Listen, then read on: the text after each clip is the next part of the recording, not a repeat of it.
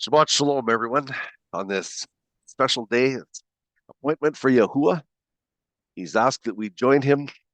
He invited us, and I just want to say thank you for each and every one here that has agreed to join Yahuwah on his special day. Today we're looking at a study. The name of it, as you can see, is Teshuva. What is Teshuva? Well, normal circumstances, we hear it as when a person turns 180 degrees from a life of or a life that's not in agreement with Yahuwah. I guess I can say it politely that way.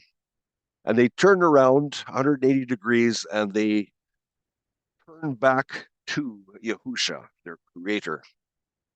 Well, when you look at this word in Hebrew, teshuva, it also gives a very, very clear and direct indication to a celestial event that happens within the Tufa circuit.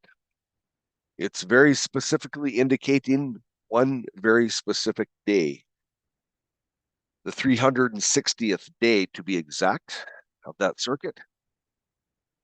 I should say 360th degree. Sorry, I misspoke there. So this is what we're going to be looking at, Teshuva. It's all about what we all commonly understand as equinox.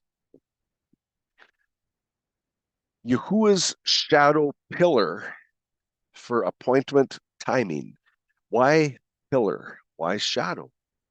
Because on the day of Teshuva, it has a straight line shadow. I hope you see that straight line going across the front of your slide. That's what that line is for. It's a straight line shadow. Why pillar? Because it is the standard foundation for determining time in Yahuwah's kingdom. It's a sign that we understand comes directly from Genesis 1, verse 14, when he said, and let them be for sign, speaking of the lights. Appointment timing, is it appointed? Well, you tell me after the two-part series. This is part one. Covenant truth. Covenant truth dismantles deception. I heard this spoken, that covenant truth dismantles deception, and I decided that would be a great title for a slide. Because when you have truth, it literally dismantles the lies step by step, solidly, methodically, very, very well. But a question I have is, how can we understand a turning from a straight line? If the line is straight, how can there be a turning? Well, this is what we're going to be looking at. I want to remind you of the adversary. We're going to remind ourselves of Lucifer's statement for his MO. Lucifer's mode of operation. This is his intentions as recorded in Isaiah 14, verse 13. For you have said in your heart, let me go up to the heavens. Let me raise my throne above the stars of El, and let me sit in the mount of meeting. Where? On the sides of the north. It was all about me, as in Satan. He wants to be in control of the stars, the Mazzaroth timing, and he wants to control the Har of Moedim. That's the Mount of Moedim. He wants to control the appointments of Yahuwah. And he wants to do it from the sides of the north, the Tsephon. That is the area from which Yahuwah governs. Lucifer said that he was going to be there, he was going to do this. How has he done this? Or how has he attempted to do this? He has achieved a great amount of success for a great many years. Let's bring that to an end. Let's do some restoration. That mount of meeting, the word is Har Moedim. Har it can be used as a root for to impregnate. It can reference a high point, a rising, as in a lady that is pregnant, referencing her tummy. Why? Because it's that seed inside of that rising that he wants to control. What is that rising? He wants to have that rising to bring our allegiance to Yahuwah, to him being Satan. He wants to usurp your allegiance. Lucifer claimed he would be in control of the set apart appointments of Yahuwah. How has he done this? How did Lucifer, for all intents and purposes, accomplish this lofty goal? Could Lucifer convince humans to exchange this shadow sign of light for a forbidden ideology, that of darkness? Why darkness? I want you to look at the bottom of this blue arrow. In this circle, this is where the end of the shadow is, and it's marked with this stake. What you will see on the left, this stick in the ground, it's called a gnomon. When you go back into the Greek, that word gnomon, one of the definitions is he that knows and understanding. So when the sun hits it, there's a straight shadow that comes over to here. This is where the end of the shadow is, and this stake is pushed into the ground to mark the end of that shadow. I want you to notice all these stakes in a straight line.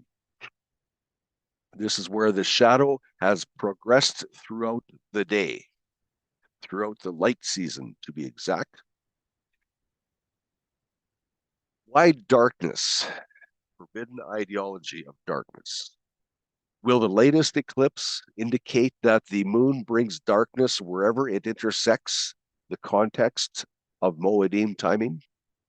A while back, there was an eclipse, and it was recorded the darkening that went with this eclipse wherever it happened. What about when Yahuwah said, and let them be for signs? When this eclipse happened, the light of the sun was taken out. It was covered over when the moon went in front of the sun. And we saw nothing but a black dot in front of the sun. You can see in the picture there, it brought darkness. Could that be one of the signs? It brought darkness.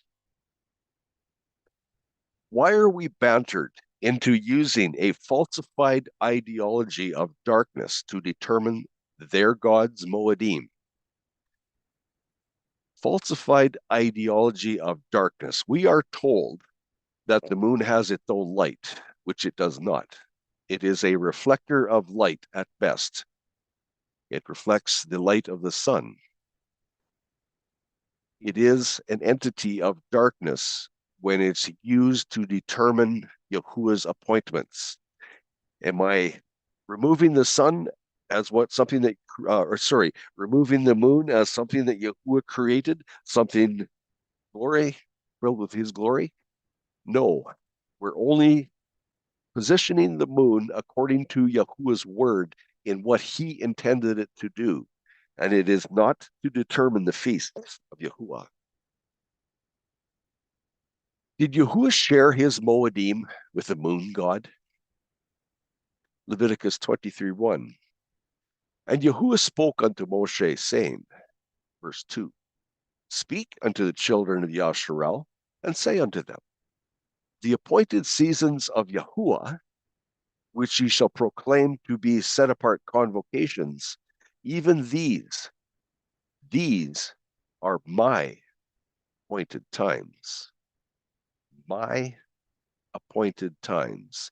He lays claim to them as his own. Did he share them? Did he share his glory? Now compare to the Messianic Testament, where John records, John 19, verse 42. There, then, Because of the preparation of the Yahudim, they laid Yahusha because the tomb was near. Preparation of the Yahudim. Has John forgotten Yahuwah's spoken words in this next verse? Did he forget that Yahuwah said, "These are my appointed times, appointed seasons"? Isaiah 42, verse 8. I am Yahuwah. That is my name. That's pretty clear. And my esteem I do not give to another, nor my praise to idols. Does that also include the Moedim, his feasts and festivals, his appointed times? So the question I ask here, was there a transfer? Did Yahuwah decide to share his glory with another false god?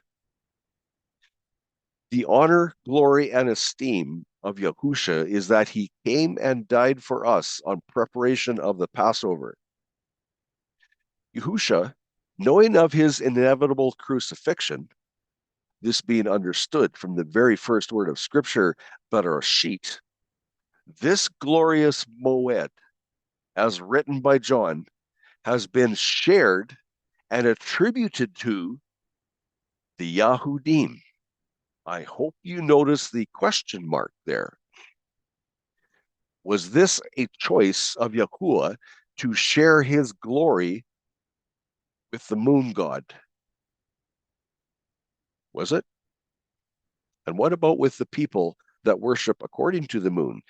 When they claim they have a Passover on their calendar, is that a sharing of glory? Did Yahuwah change his mind? Or is there a much deeper revealing of a sinister usurping by the adversary? Remember, Malachi 3:6 says, I change not. How come we're told that he shared his glory? And a big question, has Passover been usurped? Has it been wrapped up in a beautiful bouquet or in a beautiful box and a ribbon tied on it so it looks really beautiful and intriguing and mystery, and had the moon to back it up? Does it look really good? Is it written in Scripture? Is the real question. Well, we're going to look at some quotes from Julian Morgenstern. He's from the religion that supports the lunar system. I won't put a name to it. You know what it is. He was the head man for Hebrew Union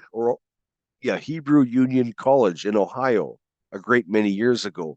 And this is some of his writings that he found when he documented the history of Judaism. Let's read it. The second calendar, right away, I got 3 words in and there's a problem. The second calendar, I thought Yahuwah said I changed not. But here he's documenting the second calendar was a lunisolar year, which operated with lunar months alone, and in consequence, must have had some system of intercalation, there's an interesting word, by which the lunar and solar years were harmonized. These lunar months were designated at first by ordinal numbers, first month, second month, etc., but eventually the Babylonian month names, Nisan, Iyar, etc., were equated with and frequently substituted for them. Everyone, please notice these words. Pay attention to the words that are written, please. A lunisolar year naturally necessitated increased cognizance of the moon and its phases. The day now came quite naturally to be reckoned from sunset, and the day of the full moon in each month came to play an increasingly important role in the calendar organization, so that the Passover Matzot festival and the Sukkot festivals were transferred red flag. Yahuwah said, I change not. But here is the recording that the Passover, Matzot festival, and the Sukkot festival were transferred from their original moments of celebration to the full moons of the 1st and 7th months, respectively. At first, the New Year's Day continued to be celebrated in the fall, originally upon the 7th month, the 10th day, but later on the 7th month of the 1st. Isn't that another change? John 7, verse 6. Yahushua therefore said to them, my time has not yet come, but your time is always ready.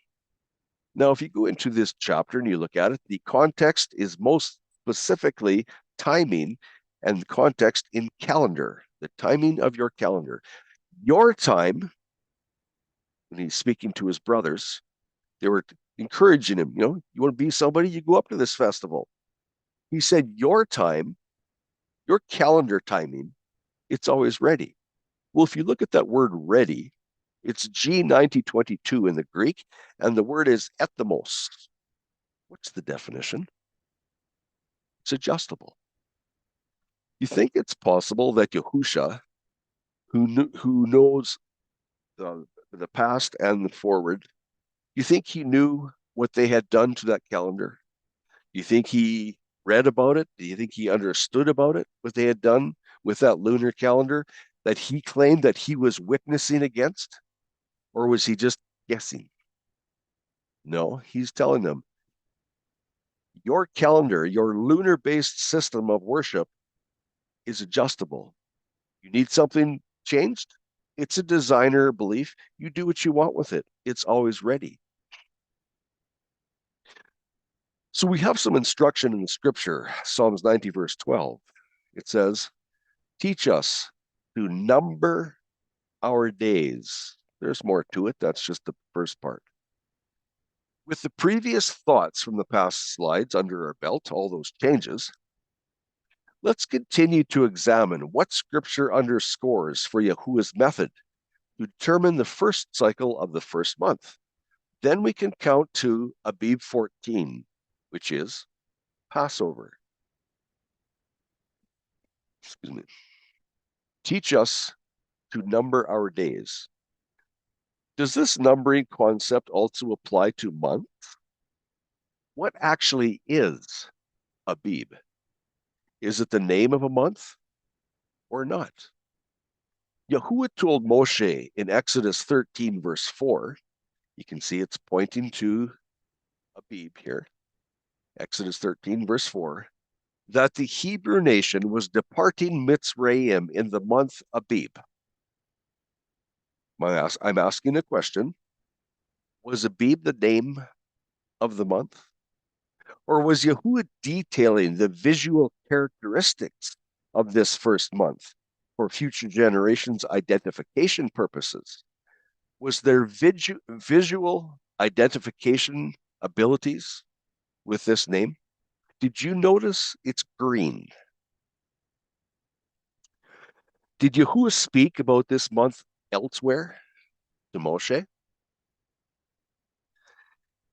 Here we have Exodus 12, verse 2.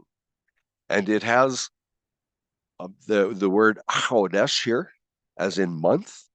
Here is Chodeshim, as in plural, it's months. And over here, Chodeshi, actually, Chodeshi. 3 times this word, Chodesh, has been used. And you don't see a name. Why is there no names?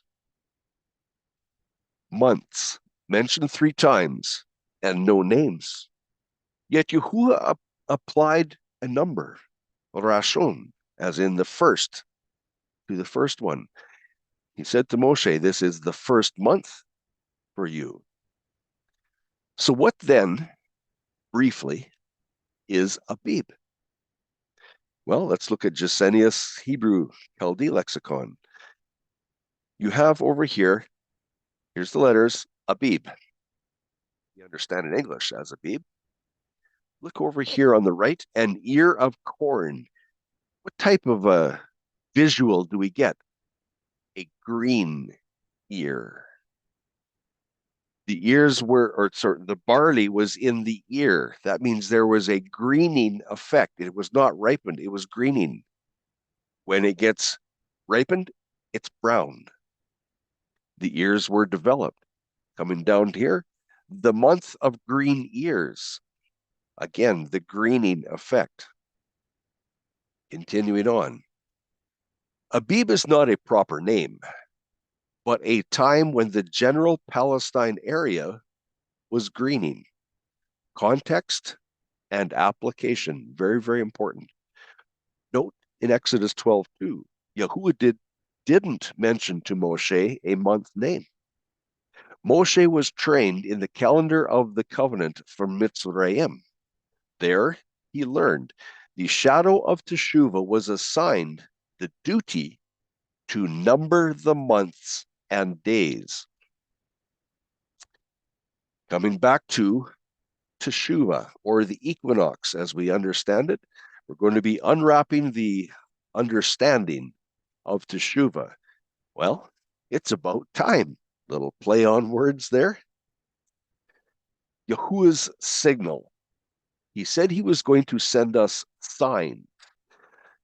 Isn't that the same as a signal? An indication that we should be thinking something and maybe even doing something? Maybe beginning our count to Abib 14. Why did Yahuwah create the equinox, as in Teshuva? Everything Yahuwah does is for a specific reason. It is our privilege to search these matters out. Leviticus 23:1. And Yahuwah spake unto Moshe, saying, Speak unto the children of Yasharel, and say unto them, concerning the feasts of Yahuwah, which ye shall proclaim to be set apart convocations, these my feasts. 6 days shall work be done, but the 7th day is the Shabbat of rest and holy convocation. Ye shall do no work. That's not optional. Ye shall do no work. It is the Shabbat of Yahuwah in all your dwellings. These are the feasts of Yahuwah, holy convocations, which ye shall proclaim when? In their seasons. There's a Kodesh convocation theme, and it has a season. That convocation theme has been appointed to specific seasons. When are those seasons? Verse 5.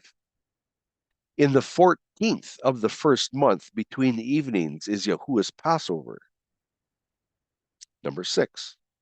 And on the 15th day of the same month is the feast of unleavened bread unto Yahuwah. 7 days ye must eat unleavened bread.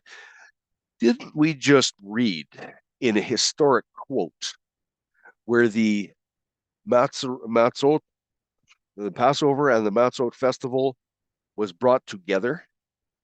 Here, Yahuwah says the Passover is on the 14th and the Matzot festival begins on the 15th. There's a division. They are not one and the same. They are separate.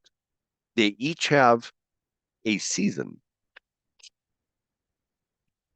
What reason would Yahuwah have to preserve Leviticus 23:4, the feasts of Yahuwah, which ye shall proclaim in their seasons? Why would that be preserved? Well, let's look at, there's Passover, unleavened bread, wave sheaf, Pentecost, trumpets, atonement, and tabernacles are themes only. Vital observance themes. And these vital observance themes are applied to a season, as in calendar dates, very specific dates. Set aside the observance theme, and Yahuwah still has his appointed times, as in dates. There's religions that declare, the feasts are done away with. Yeah, they're done. They're fulfilled and done. Well, he still has his appointed times.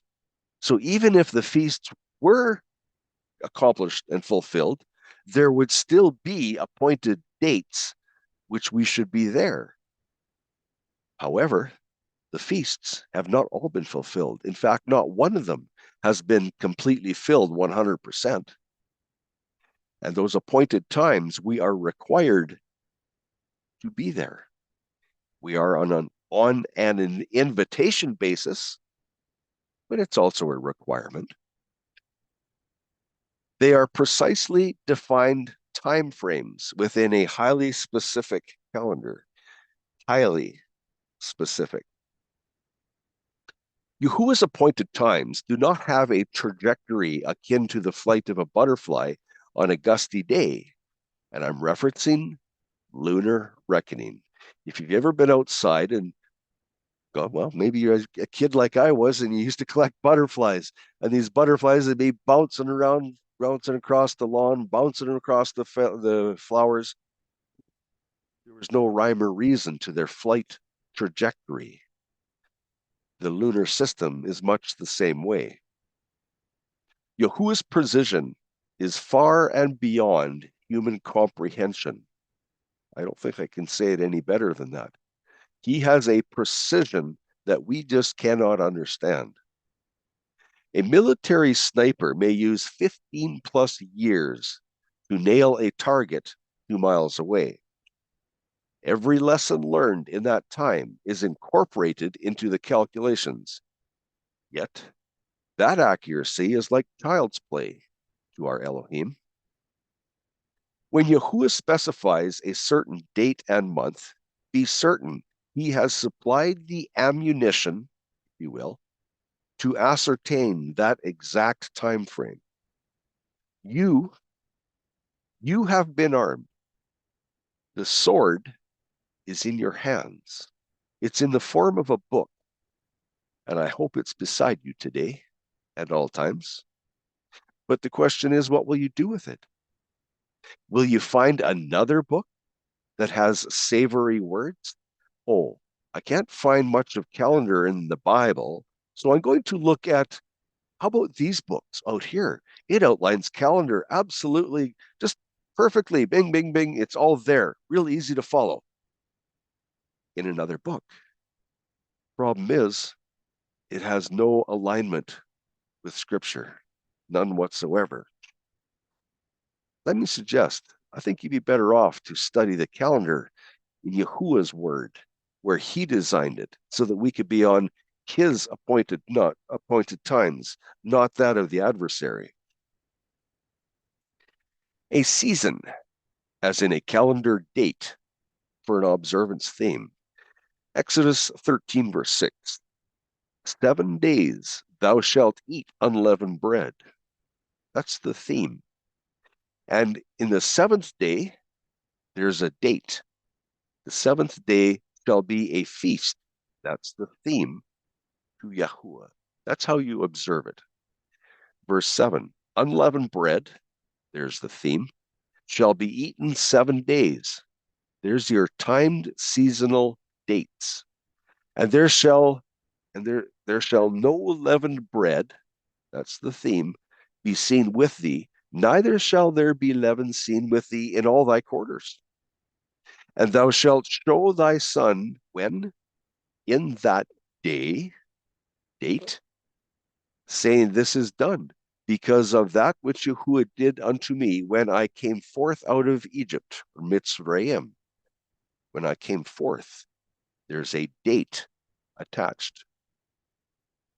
Verse 9, and it, the observance theme, it shall be a sign unto thee upon thine hand, and for a memorial between thine eyes, that Yahuwah's law, this is the Melchizedek order, his instructions for life, may be in thy mouth. For with a strong hand hath Yahuwah brought thee out of Mitzrayim. Thou shalt therefore keep this ordinance, that's the observance theme being unleavened bread, when?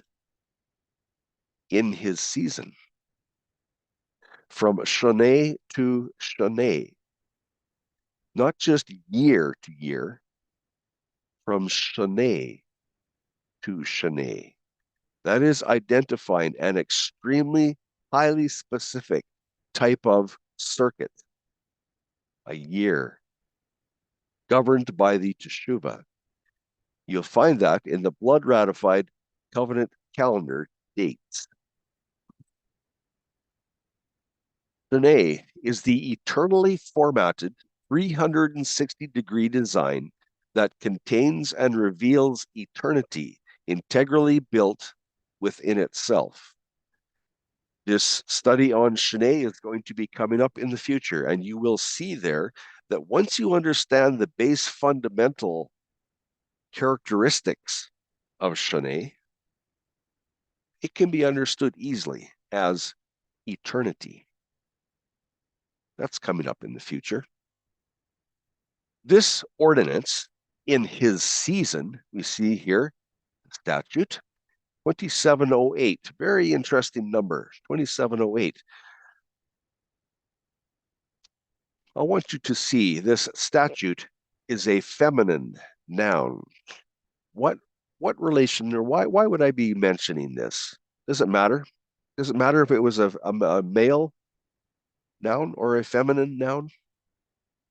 Who might this apply to be? You think do you think the bride might have something to do with this feminine noun? Is it possible this feminine statute might connect to the bride? She will be observing this appointment throughout eternity.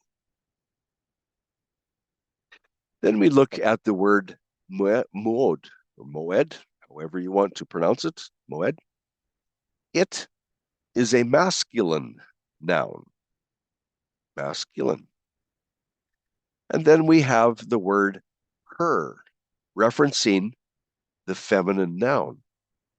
These things all work together to pinpoint exactly who is going to be observing what and when.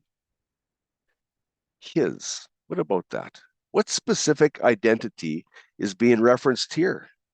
Is it only the masculine moed? Who claims rights to these appointments and festal themes? Leviticus 23:1. Again, we read this. And Yahuwah spake unto Mosheh, saying, Speak unto the children of Yasharal, and say unto them concerning the feast of who? Of Yahuwah, which ye shall proclaim to be set apart convocations. Even these are my feasts. Claims authority. They are his. In reference to the last slide, when Exodus 13 verse 10 states, in his season, is it acceptable to also understand the his as identifying Yahuwah? This would include the ordered and appointed schedule in which shepherd Mosheh guided the Hebrew nation, how? With precision to Mount Sinai. Are we able to accept that? Did he guide them with precision to Mount Sinai, or were they just stumbling along and happened to run into a mountain 50 days later? Remember, he said there, Yahuwah said, for in 3 days I will come down. What if Moshe did not have a calendar to go by? What if he was on a lunar-based calendar and he just happened to be 3 days off? What happened if he showed up 3 days late? Or he showed up 3 days beforehand? What would happen there? What would happen to the 10 Devarim that he received off of Mount Sinai? Would there have been another person to receive that because Moshe hadn't been there? No. Moshe was trained in the wisdom of the Mitzrites. What was that wisdom? Was there a calendar implication here? Yahuwah's appointments, the Moedim, do not accept the characteristics of the flight of a butterfly. Yahuwah is too precise for that. I'm referencing to all the different phases of the moon. The feasts can be over a month out, year to year, if you follow the phases of the moon. Yahuwah doesn't accept that. When Yahuwah declares Passover on the 14th cycle of the first Chodesh, there is only one 24-hour season in his kingdom that was acceptable for Yahushua HaMashiach to offer up his own life. Only one, no other. Can you identify the first coordinate from Scripture? Could that be Teshuva, giving us indication when to count?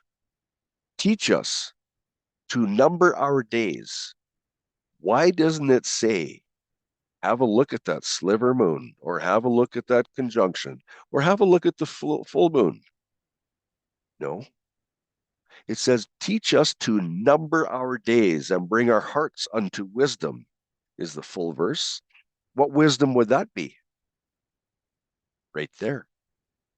The wisdom to bring us to the greening of Abib 14. Very, very specific. It's not shared with another calendar that bounces back and forth all over the board. This is Yahuwah's date. This is his season, his appointment. He's precise. He does not share it with another. Exodus 12, verse 2. This month is the beginning of months for you. It is the first month of the year for you. Yah's people note no specification of which side of man's equator. He does not say Abib 14 north of the equator or Abib 14 south of the equator. The time frame was where Yahushua voluntarily gave up his life. That's when Abib 14 is. Right there. There is no other question. That's the standard right there. Now that a highly specific timing factor has been identified, it becomes ultra important to understand precisely how Yahuwah determined these appointments, the Moedim, and also what provisions has Yahuwah preserved for us to recognize his determinations, and under what conditions are we invited to meet Yahuwah at his royal calendar dates. Genesis 1, verse 14. And Elohim said, let there be lights in the firmament of the heaven to do what? Let these lights divide the day from the night, and let them be for signs. Signs.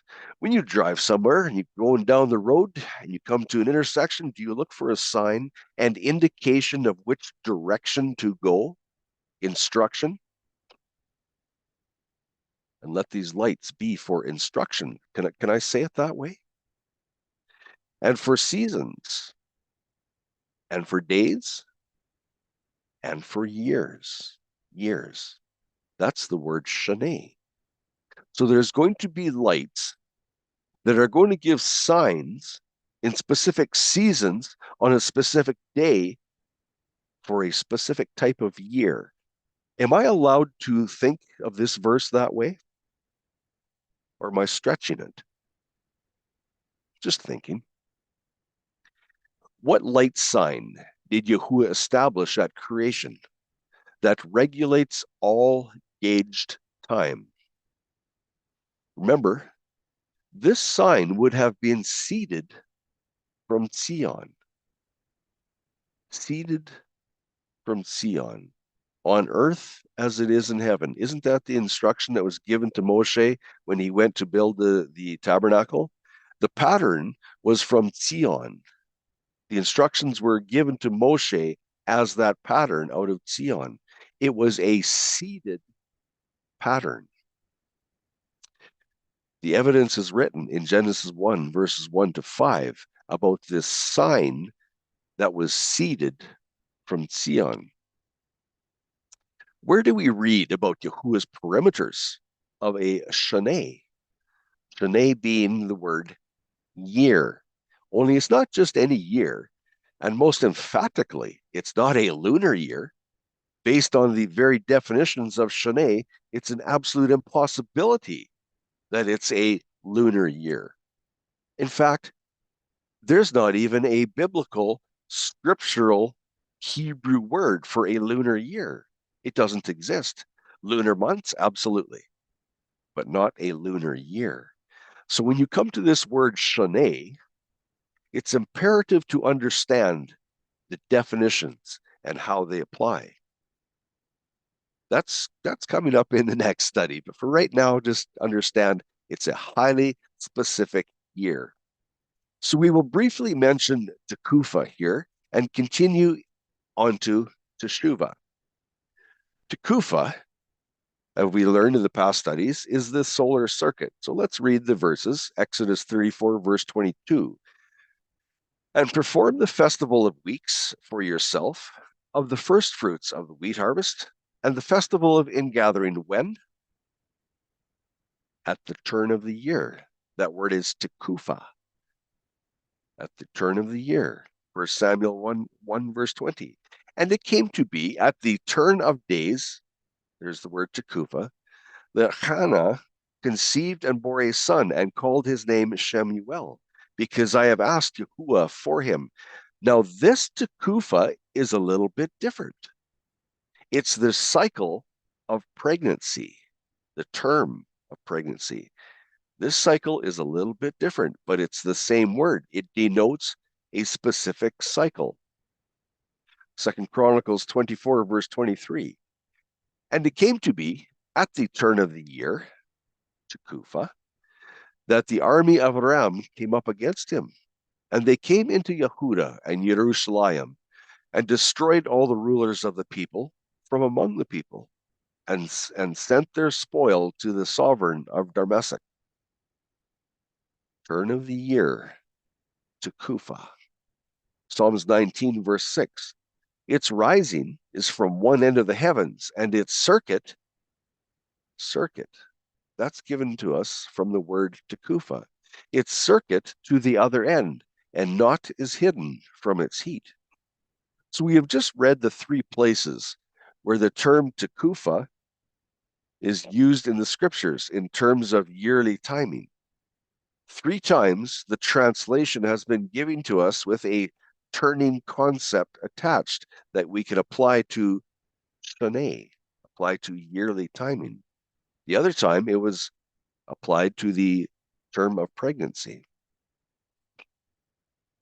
We have seen the scripture texts revealing the completed 360-degree Tekufa as in a circuit of the sun. All is well. But does Yahuwah want us to get more precise? Where does Yahuwah inform us of the ending and the beginning of this 360-degree circuit? If you have a circuit, there must be an ending and a beginning. Does the Tekufa circuit of the sun, does it even have a start and a finish? Is it not a completed circle? Ecclesiastes 1:5. The sun also ariseth, and the sun goeth down, and hasteth to the place where it arose. Why? There's a place where it arises, there's a place where it goes down. What's the reason where it must get back to where it arose? Must. It hasteth. It has a purpose, is intent on getting back to the place where it arose. Can we safely state from this verse that there is a point of departure from which the sun returns upon itself? Notice those words, returns upon itself. You're going to be seeing that again. Where? We're going to be looking at Teshuva. Is this the point of departure from which the sun returns upon itself? Teshuva? Could this enactment be in alignment with Genesis 1, verses 11 and 12? Let's look at those verses. And Elohim said, let the earth bring forth grass, the herb yielding seed, and the fruit tree yielding fruit. How? after its kind, whose seed is where? In itself, upon the earth. And it was so. Is this repeated? Well, let's look at the very next verse. And the earth brought forth grass and herb yielding seed after its kind, and the tree yielding fruit, whose seed was in itself after its kind. And Elohim saw that it was good. Seed within a seed according to its kind. Can I say that this is the DNA structure, if you will, of this earth? A seed must develop and produce that which it was seeded to do.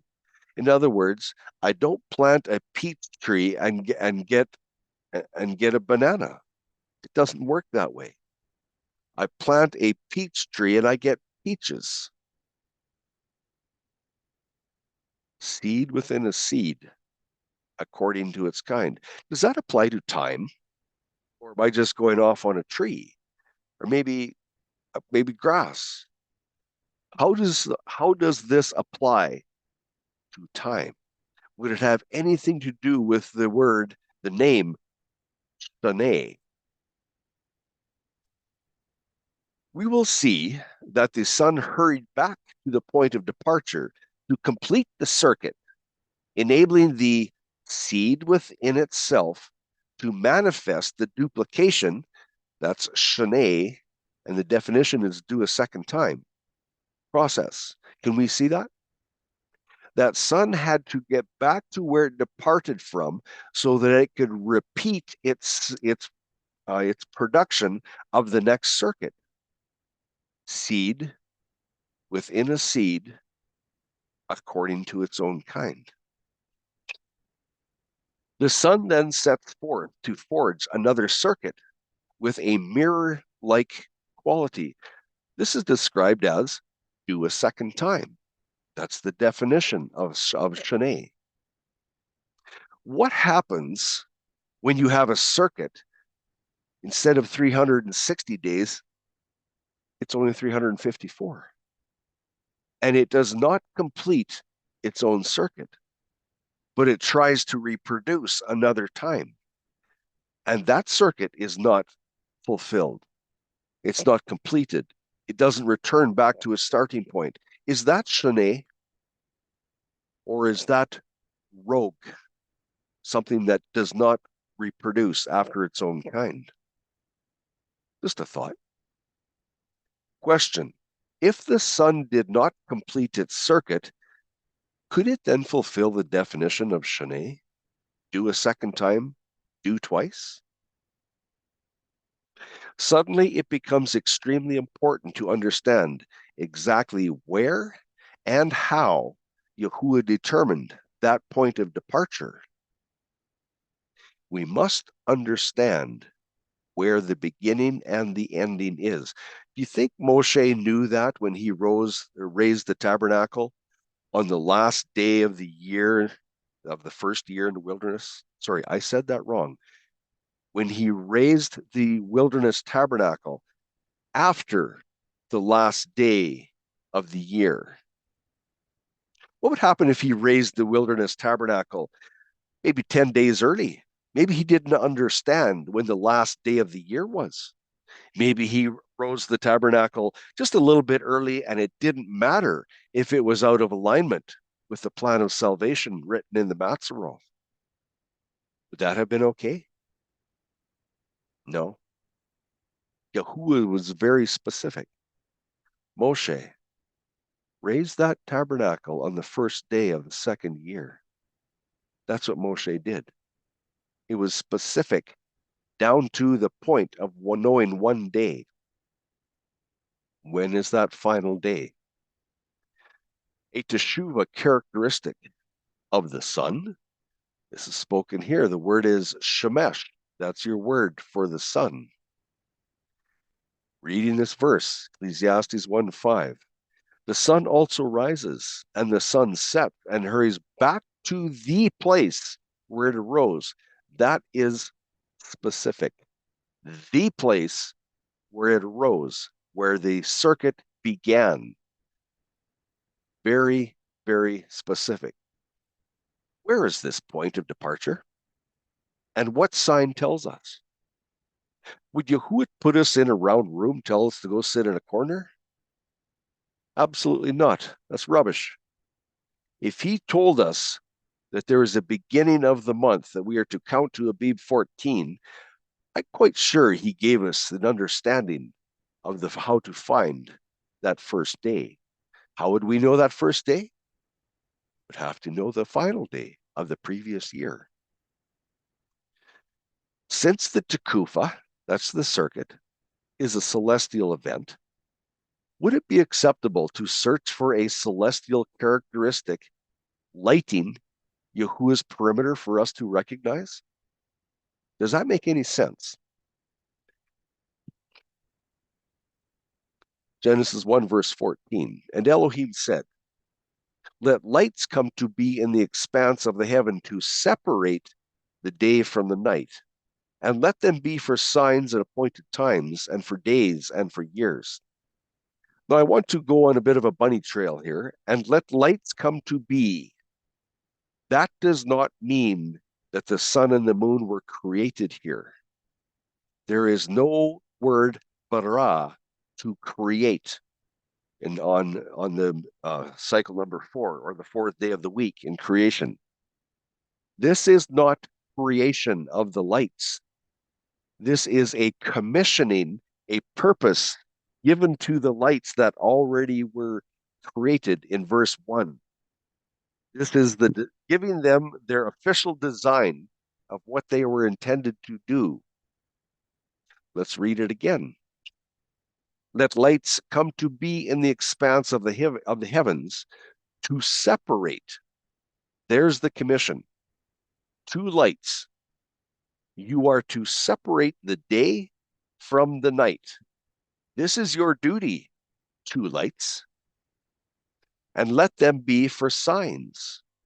These 2 lights are going to give us signs for an appointed times, and for days, and for years. Shouldn't we then be looking to the lights? Or should we be looking to a dark orb that is but a reflector? Here Yahuwah said, it's the lights that we should be looking to. Are ye children of the light? Or are ye children of the darkness? What if the point of the sun's departure, Teshuva, as in equinox, is also an appointed time? What if the equinox, and I'm speaking of the vernal equinox because there are 2, but the spring equinox, is it an appointed time? Or can it float? Can it move around? Or is it secure?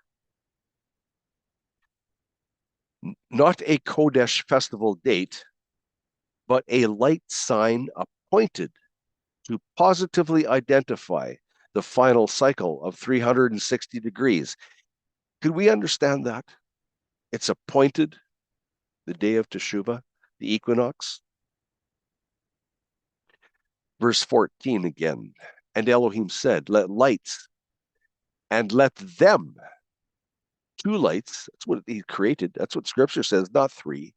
It said he created 2 lights, and let them be for signs at appointed times, for days and years. Let's get very direct here. The moon is not even mentioned in Genesis 1. The moon is not even mentioned until Genesis 37, about 1,500 years later. So how is it that we are told that the moon is one of these lights when it's not even mentioned, nor is a light? The Hebrew definitions positively disqualify the moon as one of the lights. So let's have a second look, shall we? And let them be for signs and appointed times. Is it possible that the sun, that's light number 1, and the Matzerot, that's light number 2, is it possible they could combine together? Can we see that through the words, let them, to form a precise appointed time? Could that be the 360th degree of the circuit within the Tufa, the circuit of the sun? Think about this. I'll start this again. Is it possible that the sun, light number 1, and the Matzerot, light number 2, could combine together and let them form a precise appointed time on the 360th degree within the Tufa circuit of the sun? Is that a possibility? And if all this is plausible, could Mosheh have known about this celestial phenomena? What of that word, Teshuva? How would Mosheh know about that? Yahuwah's scriptural appointment within Tufa. Yes, we have more support. Yahuwah would not let us down. We're going to examine this word directly supporting the Tufa, the circuit of the sun. The word here is Teshuva. We're looking in Brown Driver Briggs information. H8666 is the number of this word, Teshuva.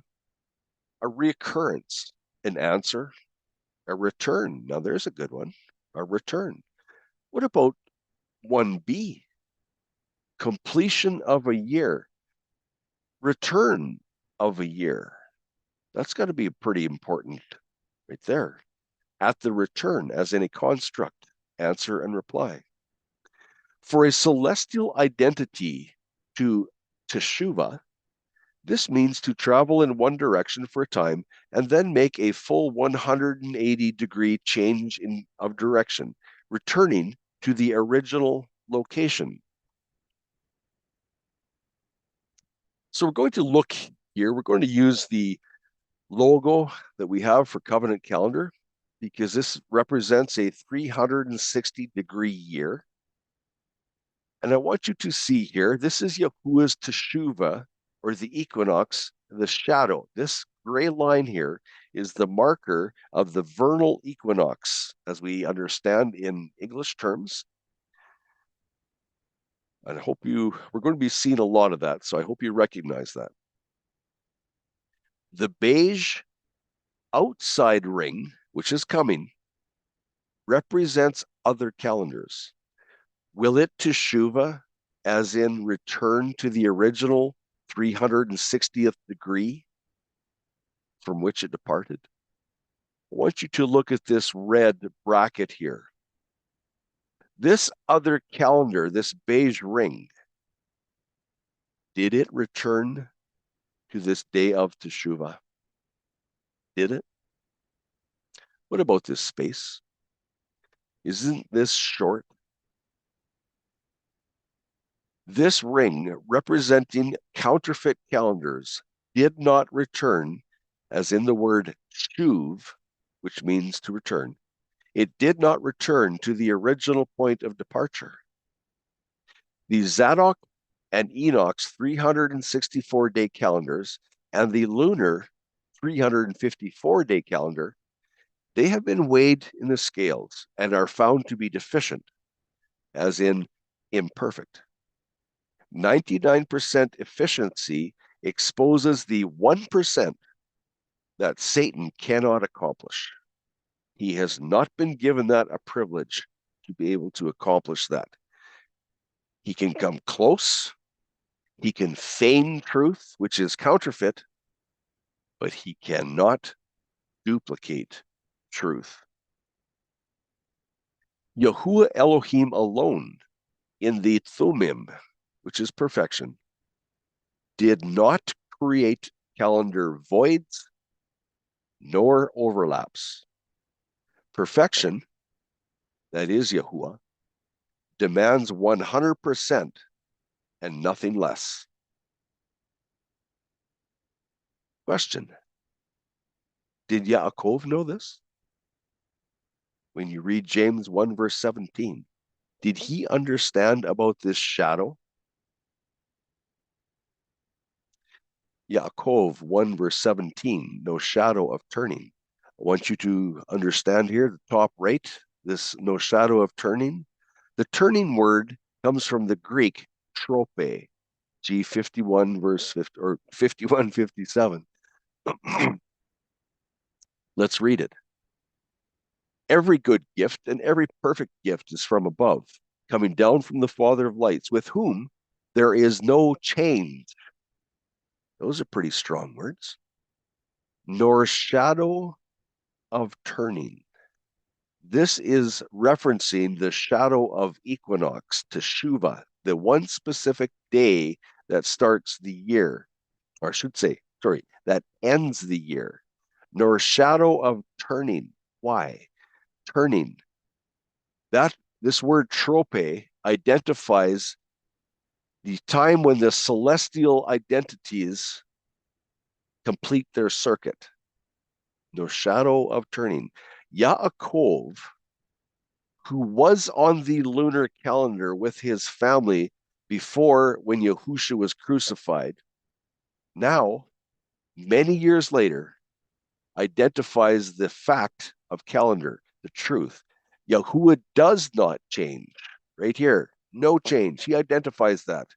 And he identifies the shadow of Teshuva right here, nor shadow of turning. Malachi 3:5.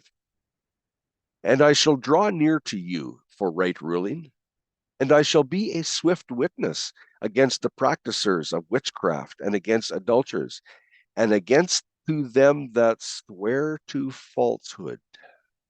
Very strong words, specifically when we're talking about calendar. And against those who oppress the wage earner in his wages, and widows and the fatherless, and those who turn away a sojourner and do not fear me, said Yahuwah of hosts. Malachi 3:6. For I am Yahuwah. I shall not change, and you, O sons of Yaakov, shall not come to an end. I shall not change. Yaakov recognized this. He said there's no change, and he says there's no shadow of turning. This is a positive identification of the calendar of the covenant right here. Yaakov identifies this as the calendar right from creation. Yahuwah did not change, never has, never will, nor shadow of turning. Here we see trope, G51:57, trope. This word is used only once. From an apparently primitive root, and I'm not even going to try this. Well, I will, because here's the English. Trepo, to turn, a turn, trope, revolution, turning. Very, very interesting terminology here. This directly describes the Hebrew words. Revolution, Tufa, turning, Teshuva. Direct interaction with those words. Let's look at Thayer's Greek lexicon. He has here, to turn, a turning of the heavenly bodies. Did you read that? A turning of the heavenly bodies. Sun, the moon, stars, and the constellations are all included there. James 1 verse 17. Interesting. Identifies the exact verse. Often so called in the Greek writings from Homer and Hesiod down. And he also identifies the Mazzaroth written in Job 38 verse 3. It identifies the turning of the celestial bodies and identifies Deuteronomy 33 verse 14, where you can read more on this. It's all about the celestial identities completing their circuit and giving a start and the ending. So let's look at Job. What does Job have to say for us on this context of no shadow of turning? Job 38 verse 31. Do you bind the bands of Kema? That's Pleiades. Or loosen the cords of Kesiel? This is Orion. Now, don't we understand from science, if we can believe a portion of it, that the belts or the stars in the belt of Orion are the stars that are separating today, the only stars that are moving out of location. And here it's written in scripture, loosen the cords of Kesil. Kind of interesting, I would say. Job 38, verse 32. Job, do you bring out the constellations? What's the constellations? Well, if you have a KGV, it will say Matzerot. That's the 12 constellations with the plan of salvation written in the stars. Let me read this out again. Do you bring out the constellations, Matzerot, in its season? Hang on. Hang on. The Matzerot, the constellations, have its own season in its season. They have been assigned to a season. Wouldn't that be the night season? I ask you, can you find this exact designation to the moon, where the moon is designated a specific season, whether it's a light season or the night season? I have not been able to find that. Yet here, an entity which is known as the Matzerot, a light, a grand chandelier, if I can call it that, has been assigned to a season, a night season. This information here allows us to understand the Matzerot as the second light that rules the night. Right here, it rules the night. It has its own season. Continuing on with the Matzerot. Or do you need the bear, Arcturus, with its sons? Now I want you to listen. I want you to read these words carefully.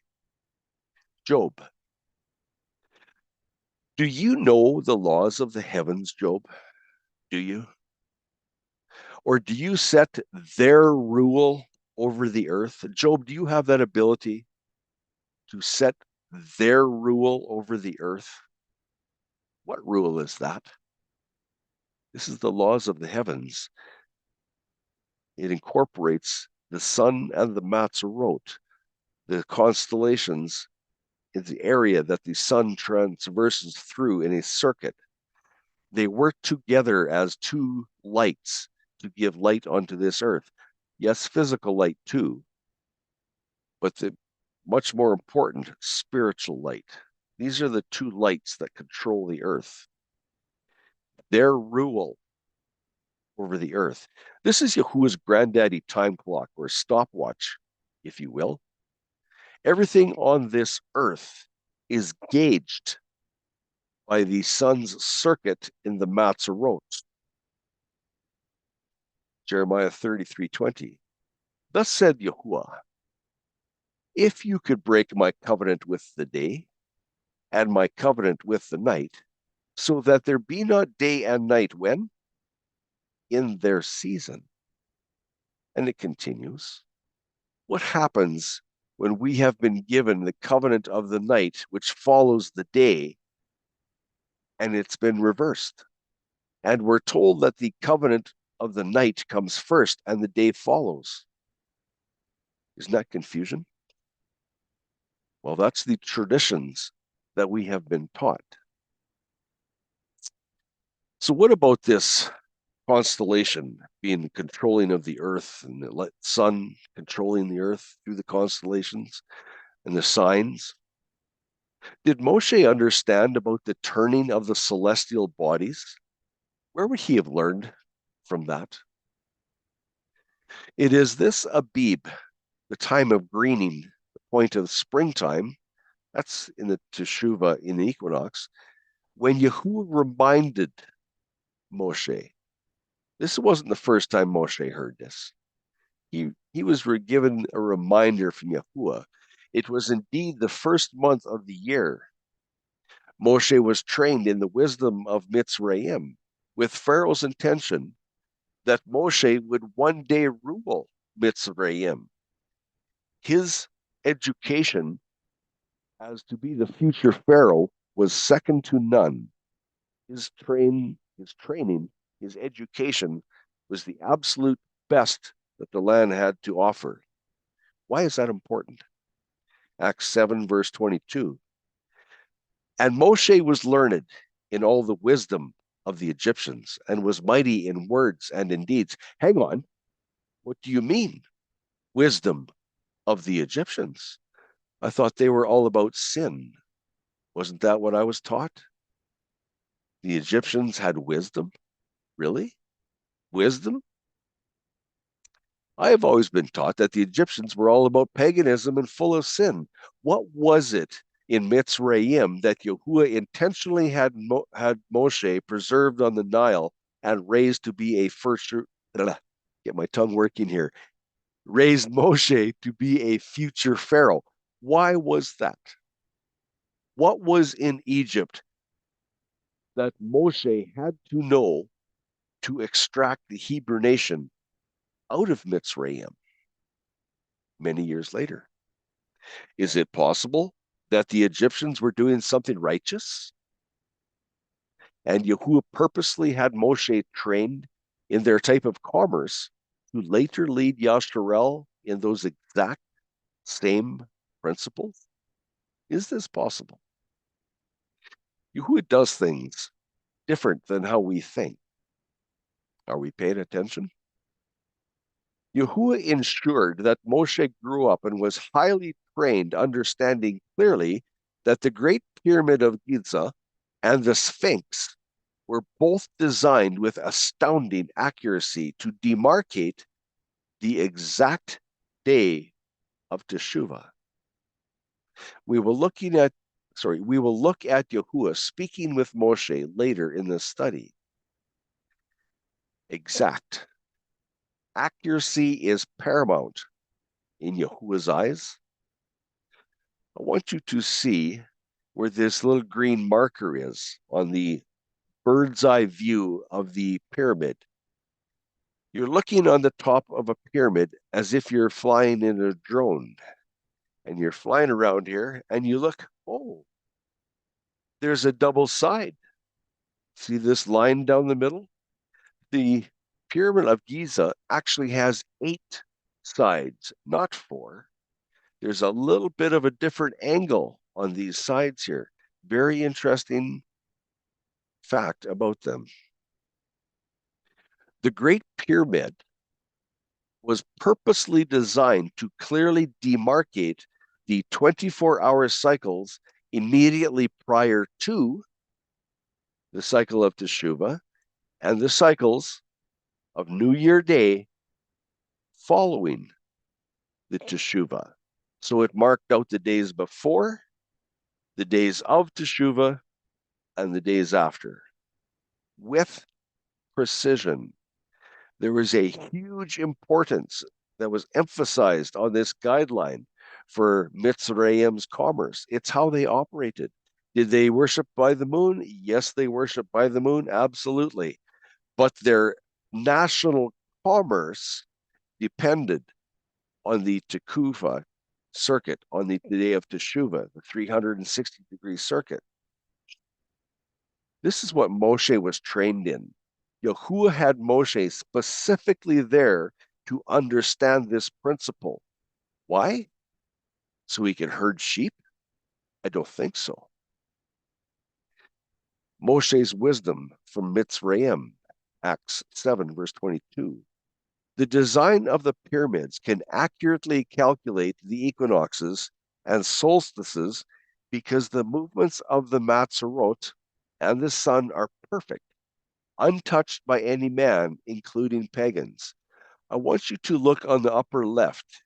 You will see the picture here. This is it's a drawing, actually, of course, but it's showing the designation of how it works. Do you see the little shadows in the bottom left of the pyramid? The one over here. This is what they see. There used to be 3 small pyramids along here that creates shadows. This is what I'm sorry, I shouldn't say used to be. There still is, because they still mark out the spring and autumn equinox. You can still go here. You have to book years in advance to get here to see this. But it still marks out the equinoxes. If you come over to the right or to the middle, It's got a single shadowed pyramid on the great one. That's your summer solstice.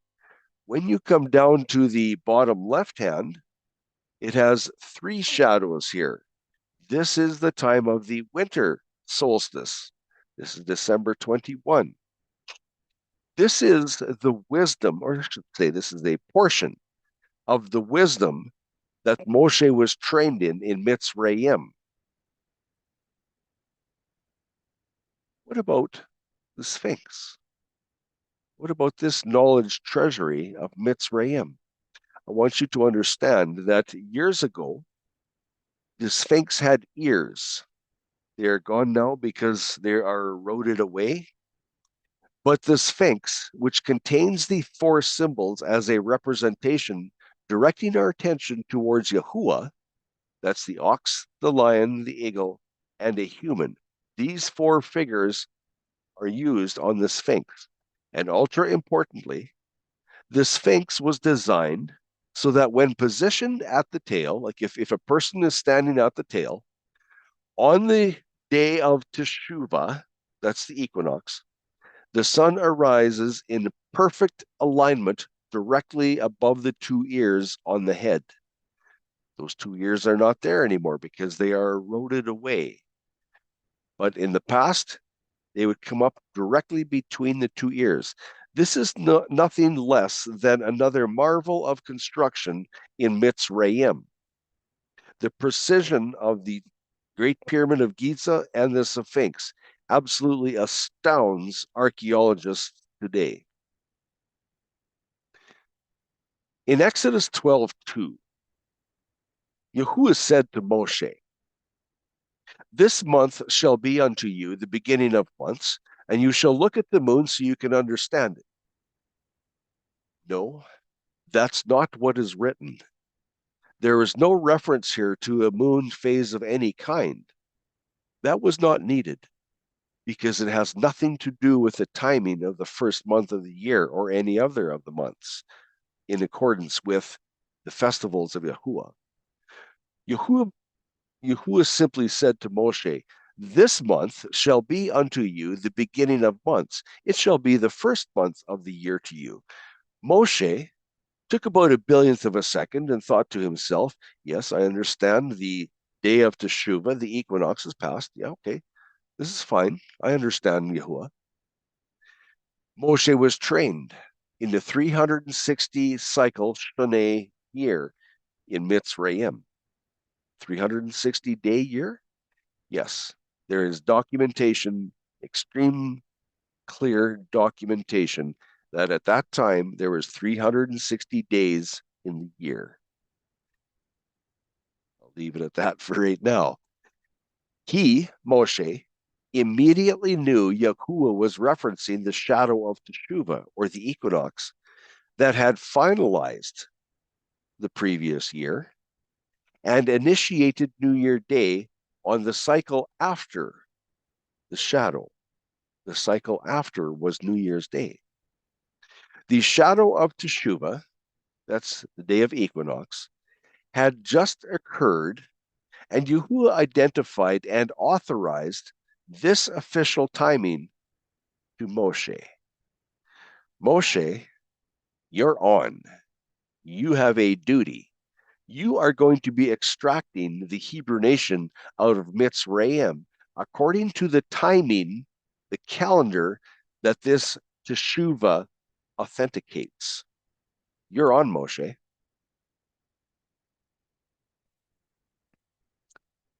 Forward to Teshuvah. We've got that understanding behind us of how Moshe understood the beginning of the year. So what about this Teshuvah? Creation. Upon the first return of the Matzerot constellations in the sky, were there 360 fulfilled light and night seasons? Or was it 355? Or maybe it was 364. Why 355? That's the lunar calendar without the 13th month of intercalation.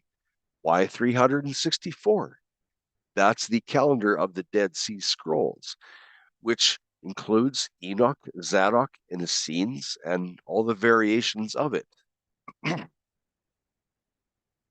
Is it possible a 360-degree return could reveal Teshuva?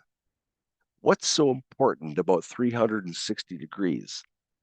Well, history will document for us that little tiny zero, the degree sign above the number, indicates and used to represent the number of days in a year. That's where that little sign, the degree sign, came from.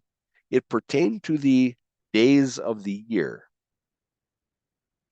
360 degrees. Now, I want you to remember 360 degrees is very different from 360 days. Days and degrees are totally different, but the degrees represented the days in years past. So is it possible a 360-degree return could reveal Teshuva? Teshuva, the root word shuv, is a returning by definition. At Teshuva, the sun rises due east and follows a direct line passing the horizon. Due west, is where we understand it as setting, but it's not really setting, it's just kind of continuing on its pathway, and is measurable on a sundial over the length of the celestial equator within one 24-hour cycle. That's Teshuva. Any deviation from this perfect arc is measurable on a sundial by the visibility of a shadow. On a properly installed sundial, the visible arc will be revealed. So what this is saying is on the day of Teshuva, the sun rises due east and takes a perfectly straight line across the sky and settles due west. That's how you mark out a straight line shadow on the ground. There's only 2 days of the year this happens at each equinox, the vernal equinox in the spring and the optimal equinox in the fall. 2 days.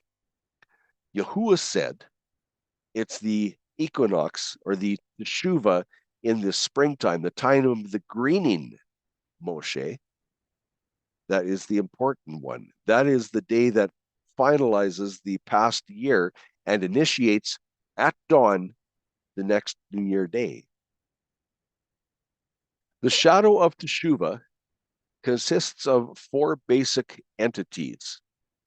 Number 1, there has to be an earth. There has to be some place for that shadow to land. There has to be light. That means there's got to be a sunshine somewhere in the sky to give light. And remember here, John 1 verse 4, in him was Chai, that's life, and the Chai was the light of men. It's that light that supplies life. A shadow is a degree of light. There must be the sun, of course, for that light, and there must be the Matzerot stars so that we can understand the very, very precise day of the equinox. 4 entities, specifically 4, so we do not concentrate on one and begin to worship it. That's not what Yahuwah wants.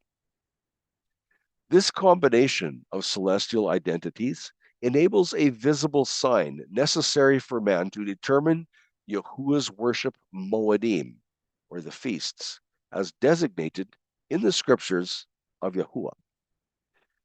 Please note this combination of identities, approved and designed by Yahuwah, prevents man from identifying one celestial creation of Yahuwah for worship purposes. Yahuwah purposely built this preventative maintenance situation, that's the combination of celestial identities, to prevent singling out any created identities or identity used to determine their worship practices. That would be going against Yahuwah's instruction. So let us praise Yahuwah for his infinite wisdom. Hallelujah. He has given us preventative maintenance if we will follow his word. We will look at some of the verses where Teshuva is used. There are other places also, but not in the context of time. A popular context this word is used in is when a person turns their life around and returns to Yahusha. When they stop their futile life of this world and turn 180 degrees and begin to build a life with Yahusha, they have Teshuva in their life, a returning. They're returning to the Creator. They have turned around and are going an opposite direction from the earth, and they are returning to their Creator. Hallelujah. But we're not searching that topic today. Today, for the word Teshuva, we will look into the time aspect. I want you to look at this ancient Hebrew sign or letter, Kuf. This is the letter that very basically symbolizes time. Notice it's basically a 360-degree complete circle. Notice there's a straight line through the middle. Could that be the shadow? Maybe. Is that possible? I know there's other interpretations of this as for time. Personally, I see this as the straight line shadow. That's just my thoughts. But let's look for this word, Teshuva. 2 Samuel 11, verse 1. And it came to be at the turn of the year, Teshuva, that's the turn, and the year is Shaneh, very specific type of year. At the turn of the year, at the time sovereigns go out to battle, that David sent Joab and his servants with him, and all Yasharel, and they destroyed the children of Ammon and besieged Rabbah.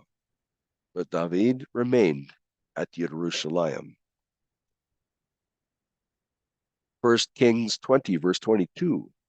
And the prophet came to the sovereign of Yasharel and said to him, Go strengthen yourself, and know and see what you should do. For at the turn of the year, Teshuva, the sovereign of Aram is coming up against you. 1 Kings 20, verse 26.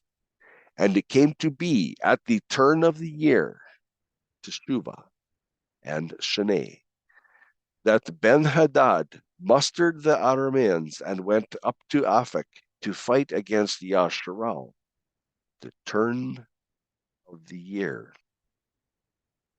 1 Chronicles 20, verse 1. And it came to be at the turn of the year, Teshuva, Shaneh, at the time when sovereigns go out to battle, that Joab led out the power of the army and destroyed the land of the children of Ammon, and came and besieged Rabbah. But David remained at Jerusalem, and Joab smote Rabbah and overthrew it. So here is several witnesses of the word Teshuva being the turn of the year.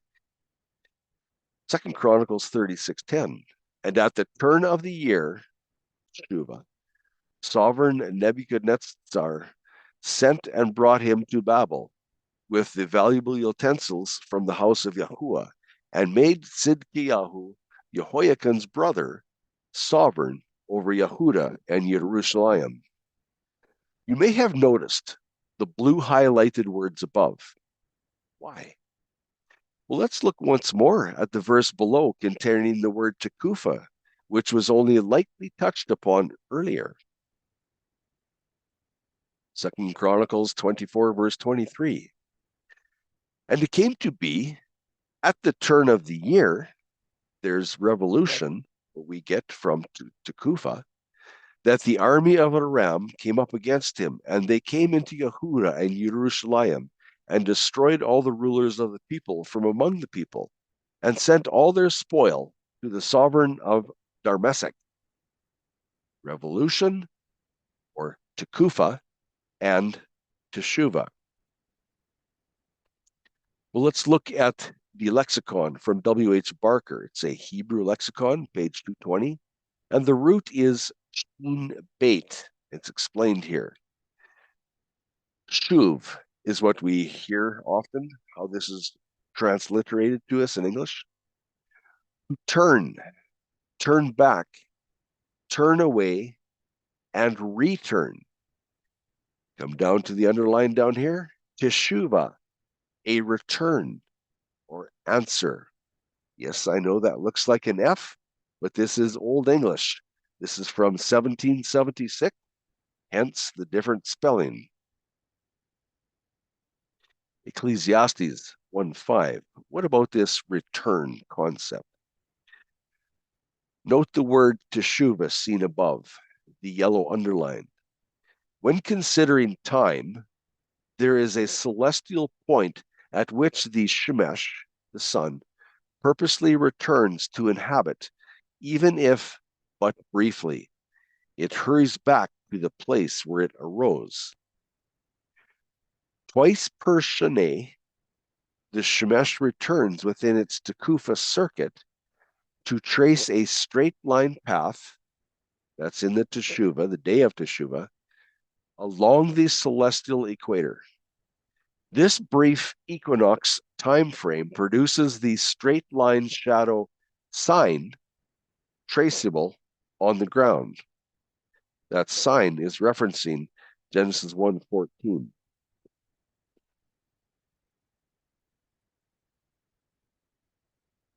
Shuv. Again, we're looking at another ancient Hebrew lexicon. This is from J. Parkhurst. This is from 1776. And we see up here, shin beit, shuv, the root, to turn from one place or state to another. Coming down to the yellow underline, to turn back, to turn or cause to turn back or away. So there's a turning. When this is applied to time, what is the result?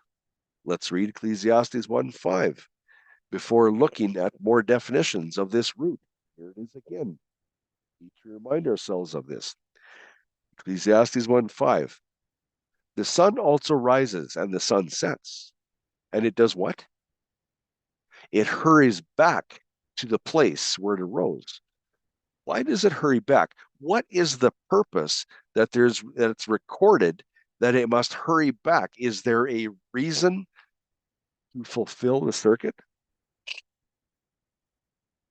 Can there be another circuit started if the first one is not completed? Continuing on again with J. Parkhurst and his lexicon, shuv. Shuva, a returning.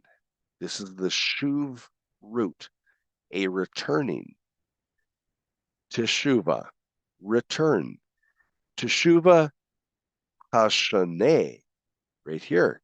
Teshuva hashaneh, the return of the year. Uh-oh, it just spoke it out very clearly. The return of the year. Interestingly, there's no mention of a moon of any kind. And yet here we have the return of the year. The time when the year being ended, note the emphasis here in this pink box. Teshuva Hashaneh is when the year is ended. It's not the beginning of the year, the equinox. It's the day that the year ended. Continuing on, returns upon itself back to the place where it arose. Can we see that? The beginning of the year. It's referencing the next day when the year begins.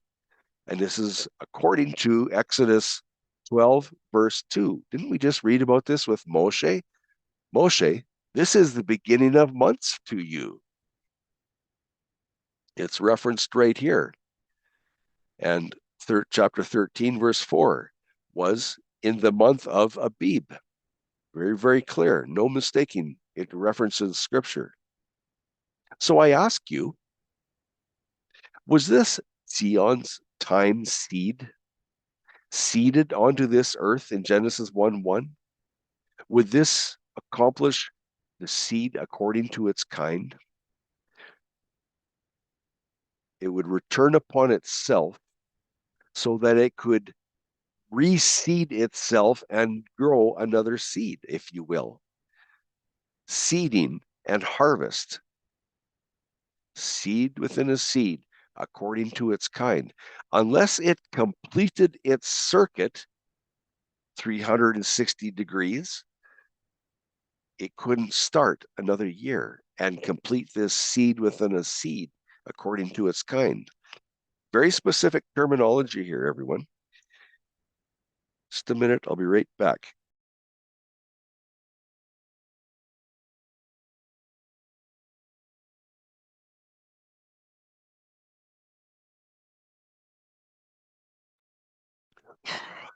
Back with you. This seed within a seed is very, very important to understand. This has to be accomplished in the celestial identities also. Break. What? Are you saying that Tufa and Teshuva have the same meaning? No, it's not quite like that. Tufa very specifically references the complete 360-degree celestial circuit event from start to finish. Does that include the final cycle of Shoneh year, the equinox? Yes. Tufa, which is the circuit, hosts both equinoxes, spring and autumn, being maintained by precise tracking of the sun in the Matzerot. 360 degrees, not 354, not 364, but 360. Nothing more, nothing less. Please remember, the adversary has not been allowed to duplicate. He can come close, he can run counterfeits in front of your eyes, but he is not allowed to duplicate Yahuwah's work. 360 degrees, nothing else. Now we come to Teshuva. It references and describes, very basically, position and the appointed type of action within that celestial circuit, which scripture, or Yahuwah, he uses this to accurately point to the springtime of the year. How do we know springtime? Through the word Abib.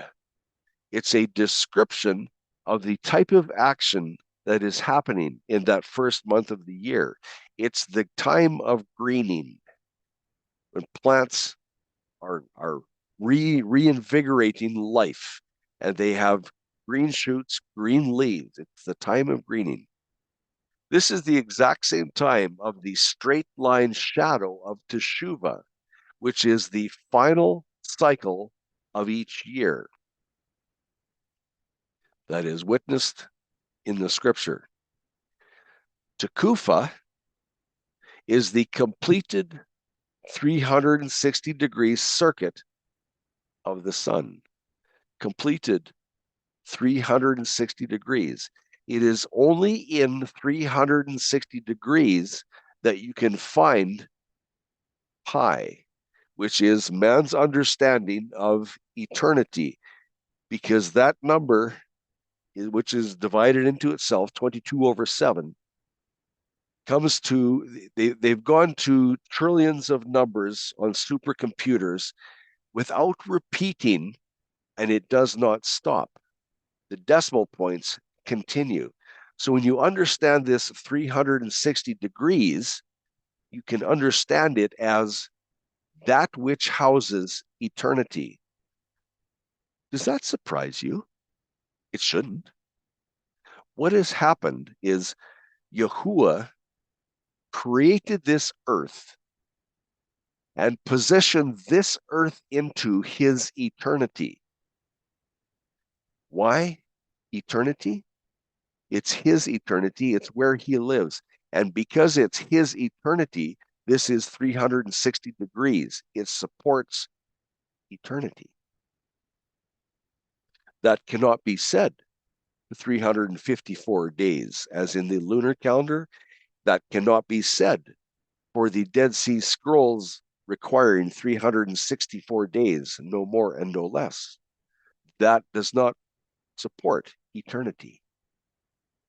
Yet this earth has been placed inside of, seeded into Yahuwah's 360-degree understanding of eternity. We're in his kingdom. Then we come to the word Teshuva. Teshuva accurately pinpoints the 360th degree at which the sun's light within the Matzerot and the earth working together in unison. It identifies Yahuwah's final cycle of the Shoneh, of the year. Mosheh, this is the first month of the year to you. Mosheh had to understand the day of Teshuva, the final cycle, which canceled out the year before.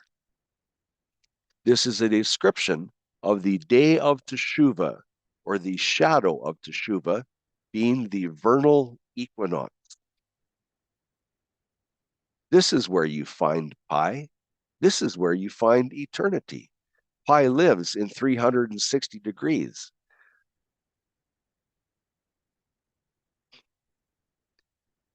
The Teshuva shadow. Only when the shadow on the 360th degree of the Tufa, which is the circuit of the sun, when it has been established, can eternity, being Pi, be sanctioned. Any degree less is finite and a miserable abomination. The shadow of Teshuva is as stable as the rising of the sun, because that's what produces it. Yet, within 360 degrees, the number of cycles will be brought back to 360 cycles as at the beginning. Remember, today we're living in a 365 cycle circuit, or Tekufa, but it is still 360 degrees. The number of days inside does not matter. It's the degree point that is so important.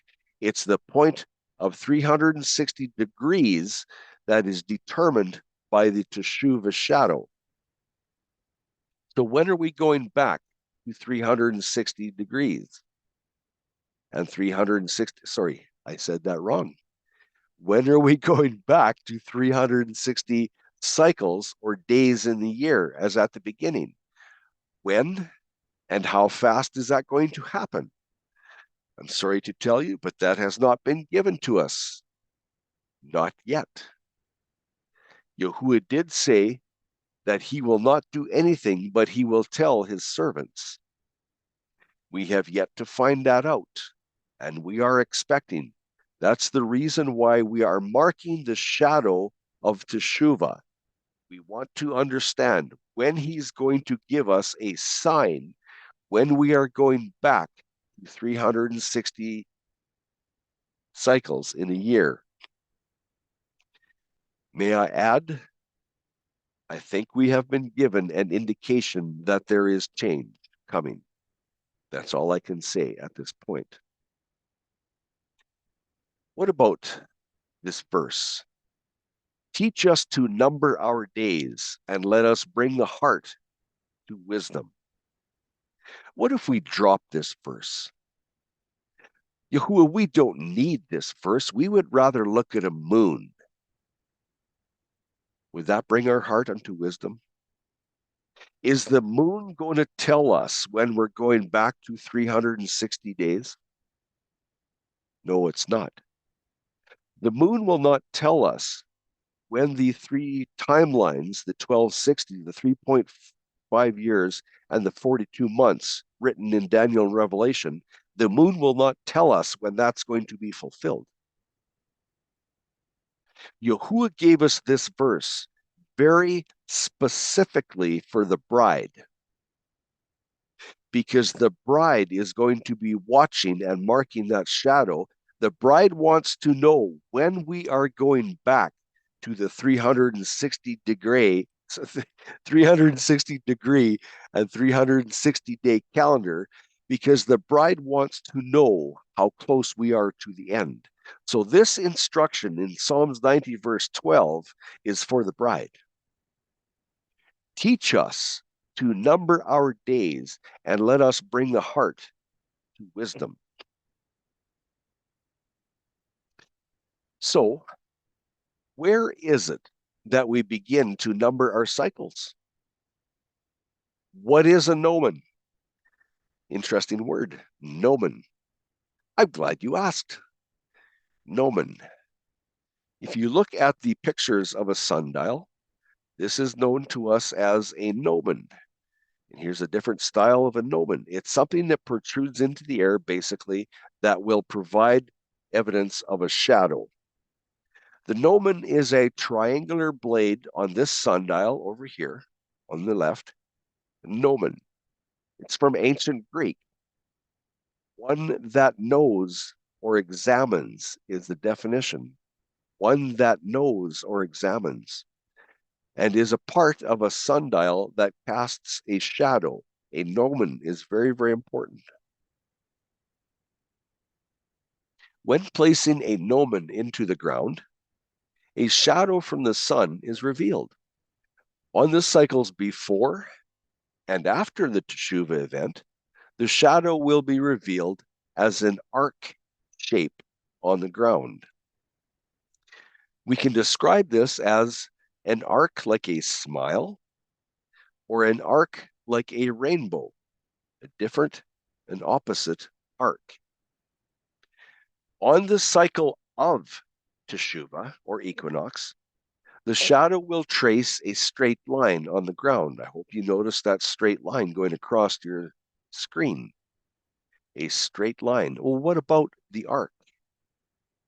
In 2 slides, we will see a visual shadow effect of before, during, and after Teshuva, or equinox. I'm going to need your undivided attention when these visuals come up. But for now, we're back to this picture.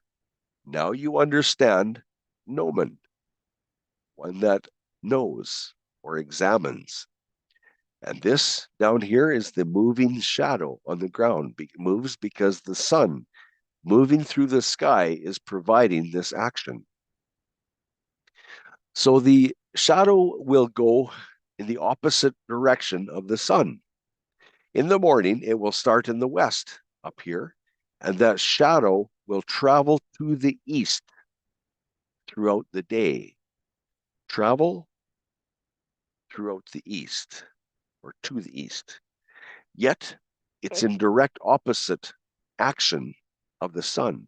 Do you remember in Ezekiel, when Ezekiel was taken in vision into the tabernacle? He was looking to the outside, and there was 25 men standing there with their backs. Where were their backs facing? The men were positioned near the door of the tabernacle, and they had their backs to the door. And the sun was at the east. The men were facing east. That light from the sun was designated to go through the door into the tabernacle on the day of Teshuva. Very specific, very accurate marking. Where were the backs to the men? The men had their backs to the door of the tabernacle. I hope you recognize that terminology. Their backs were to the door. Who's the door? Yahuwah says, I am the door. Their backs were to the door, Yahusha. They were rejecting the light going into the tabernacle, the light. Yahusha says, I am the light. And they were worshiping the sun rising in the east. That's calendar speak, people. That's calendar right there. We need to recognize that for what it is. Continuing on here, the multiple stakes, as you see down here, are the points marked at the end of the gnomon's shadow at various points and times throughout the light season. Again, this is the direction of the shadow on the ground. The orange straight line marks the shadow of Teshuva. It's a straight line on the day of equinox, or Teshuva. I need you to look at the center here, at this blue arrow. It's marked in pink for a purpose. This one in the center is called solar noon. No, this is not 12 o'clock.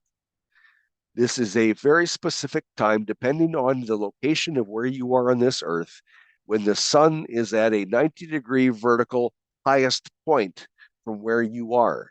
Very important to understand this point, to mark this point in the shadow. So the earliest, central, and latest points are the most critical measurements. Once the sun achieves its zenith, or its solar noon point, the highest point, not 12 o'clock, this measurement needs to be marked accurately. So your point where this red circle is, where the solar noon marking is, and where the very morning, the very first time you can mark a shadow, those are your three most important marks. They are vital.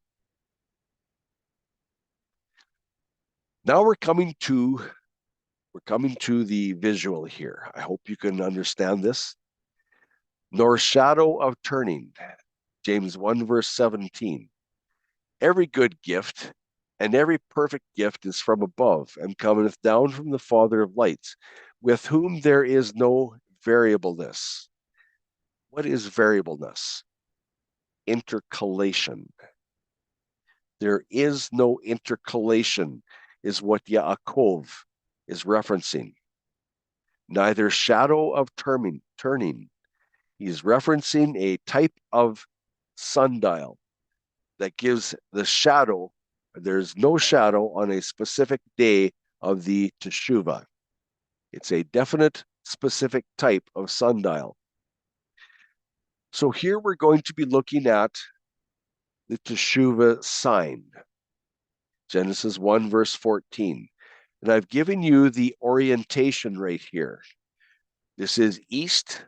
Notice the sun starts on the east, and this is the west. So the sun is going to travel from the east to the west, and you are going to see the arc beginning on the west, and it's going to travel in the exact opposite direction of the sun. Are you ready? I think I need to bring in the gnomon first. Yes, I'm correct. Here is the gnomon. We need to plant that gnomon.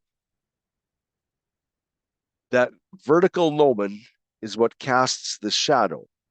This is the shadow arc before Teshuva. Notice it's like a smile.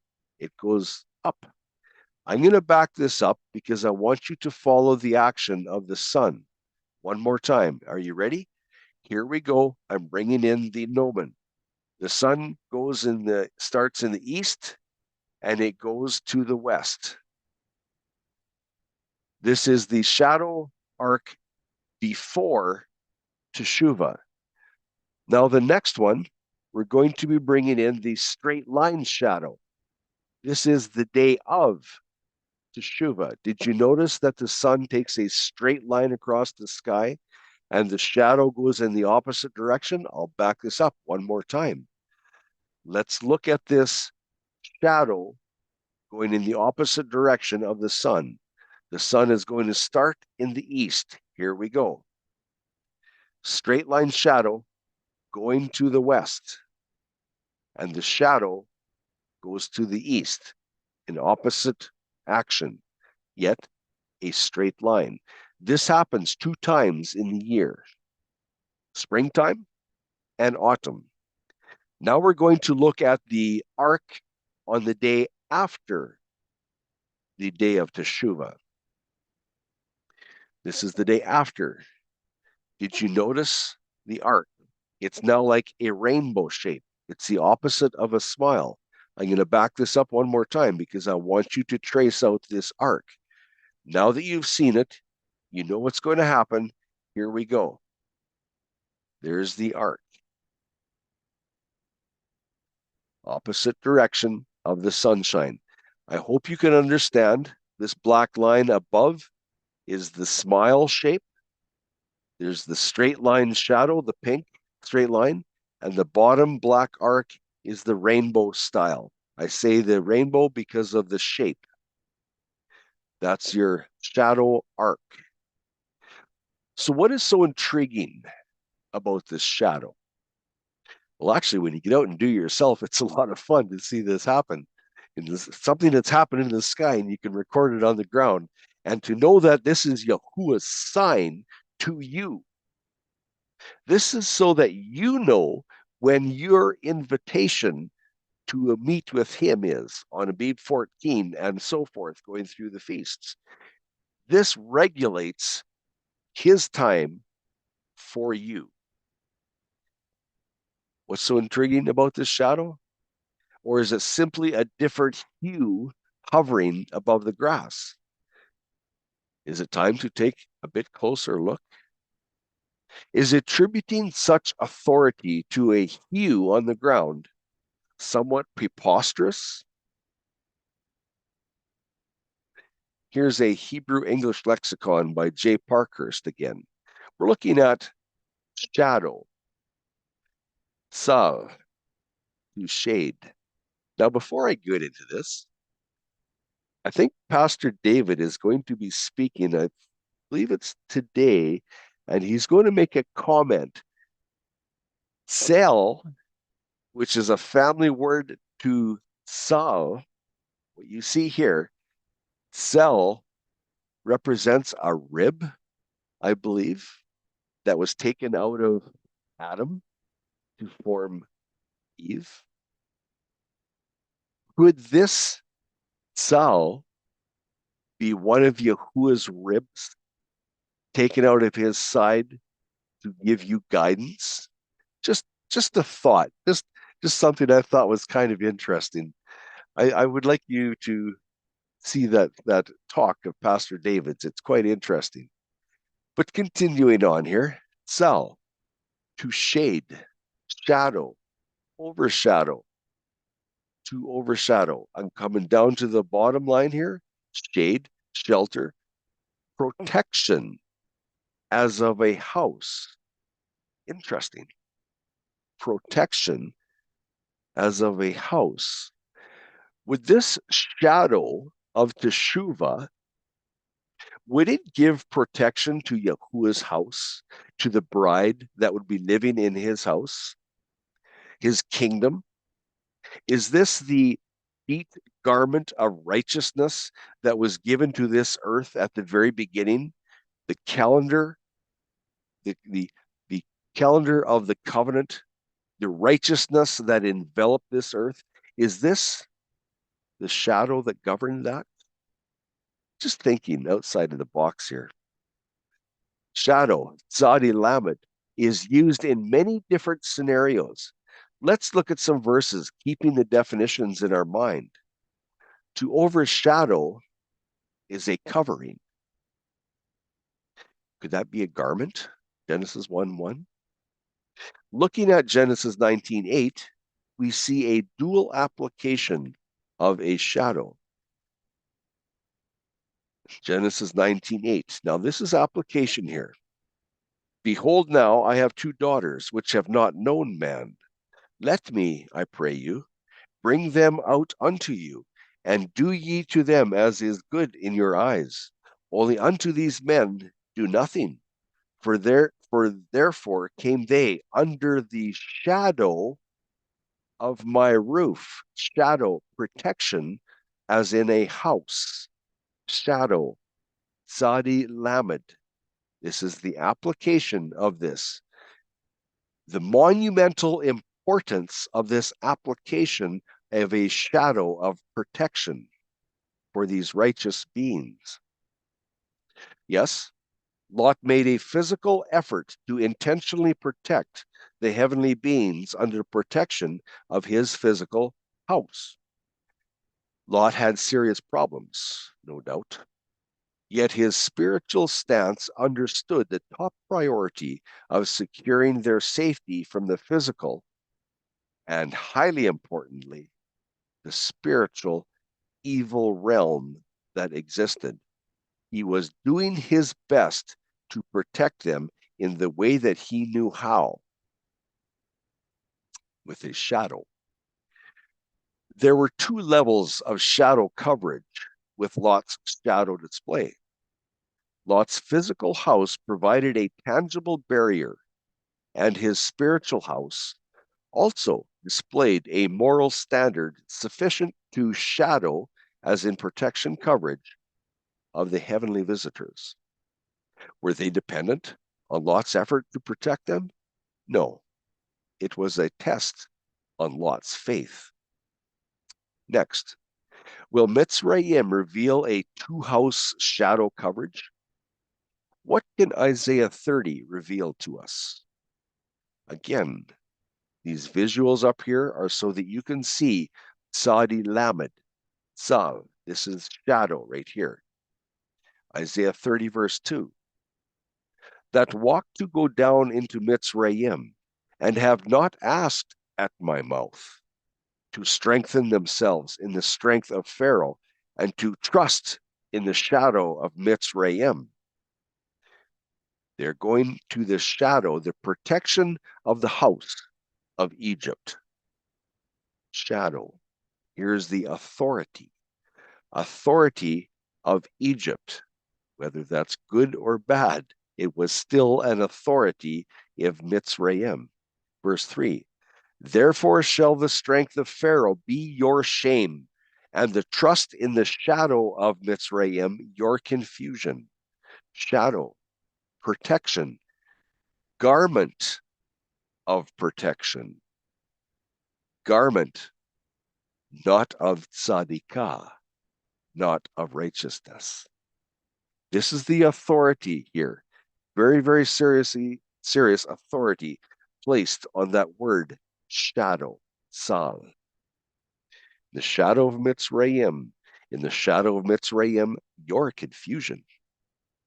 Was this shadow only physical? Let's read the previous verses. Isaiah 29, verse 22.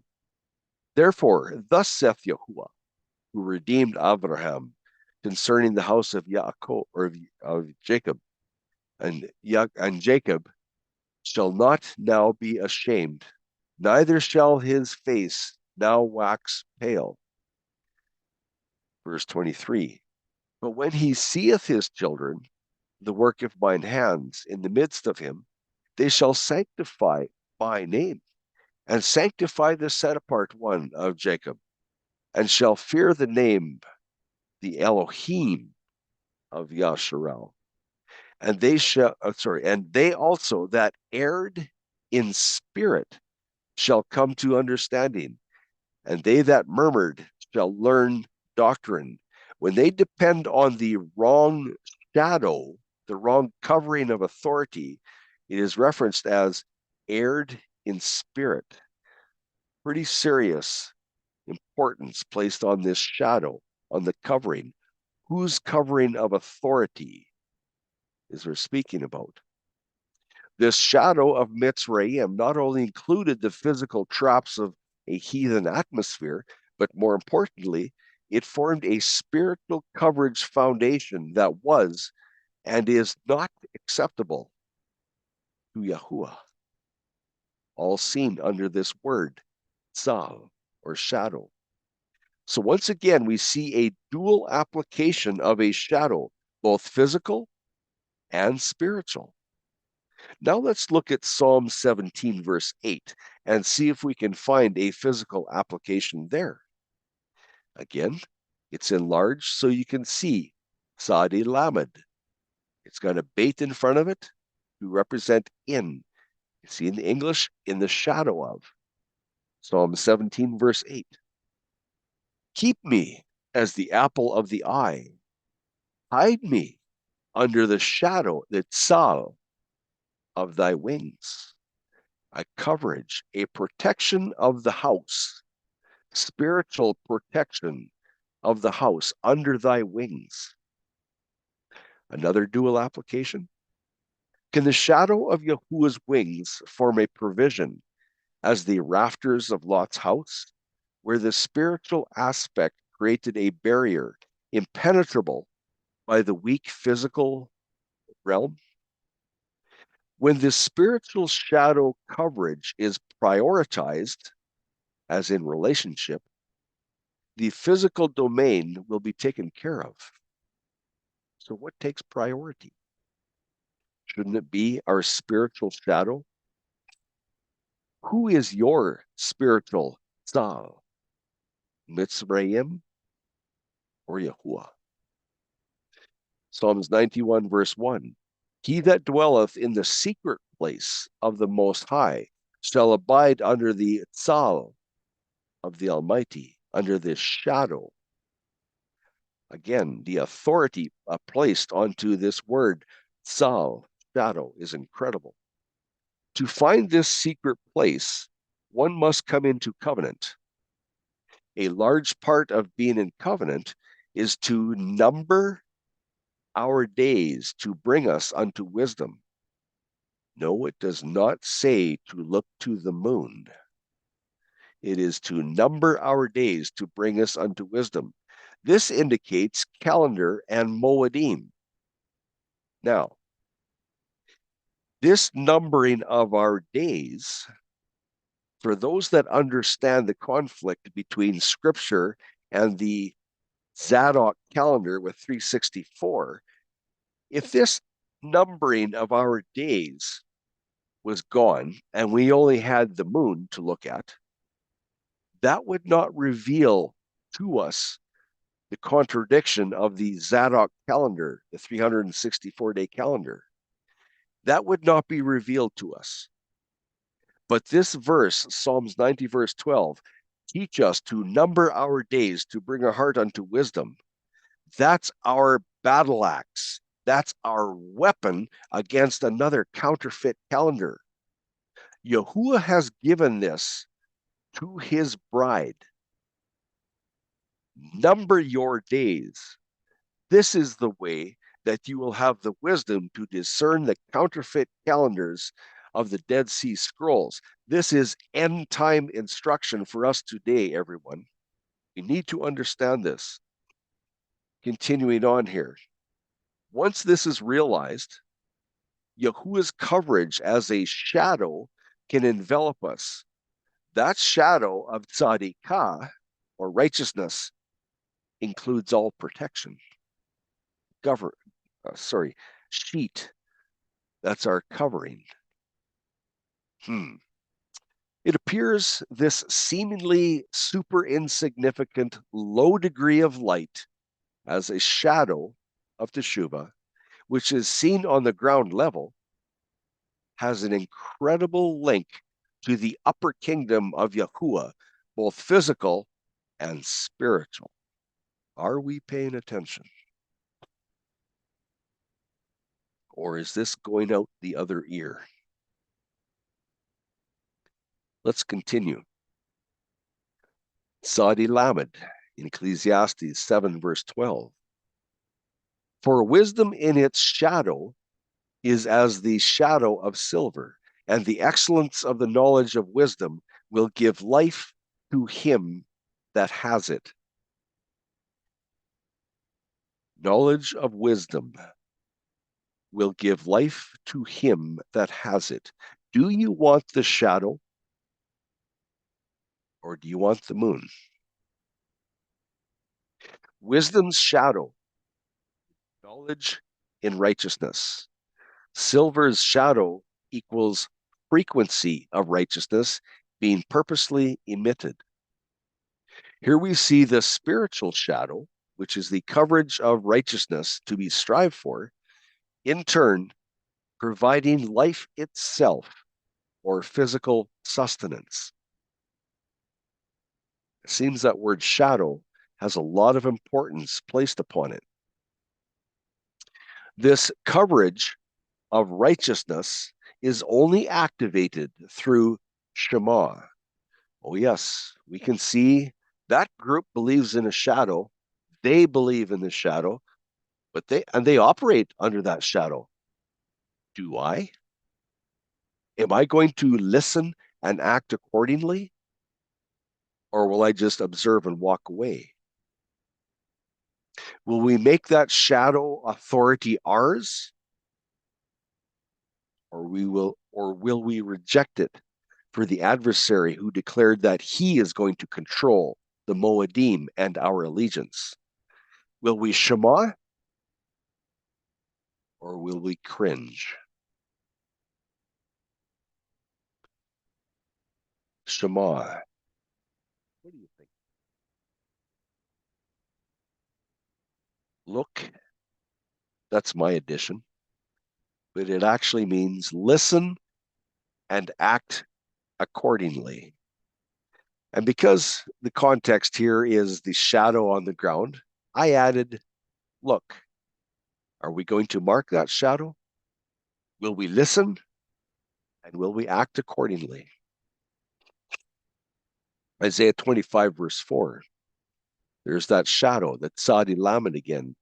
For you shall be a refuge to the poor, a refuge to the needy in his distress, a shelter from the storm, a shade from the heat. For the spirit of the ruthless is like a storm against a wall, a shade from the heat. This is a physical picture of the spiritual aspect of provided protective coverage, as in shadow, when enveloped within a healthy relationship with Yahuwah.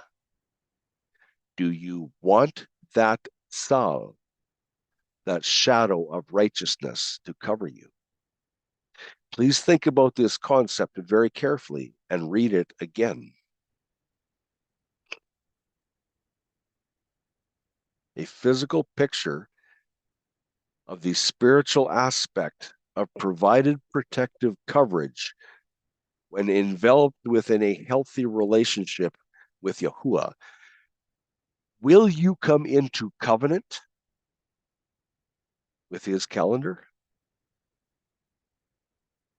Or does the moon look a lot more shiny? And what about that 364-day calendar that ignores the day of Teshuva? They find the Teshuva, the shadow, but then they go to whenever their midst of the week is. They ignore the authority given to the word tsal, shadow. Will we shema? We will be addressing this exact picture when examining the shadow referenced by Yahuwah, Hezekiah. What type of proposal did Yahuwah set before Hezekiah? No, not what choice was given, but what type of structure formed the proposed option? Is it conceivable that Yahuwah purposely set before Hezekiah first an active physical picture, the shadow on the steps of the sundial?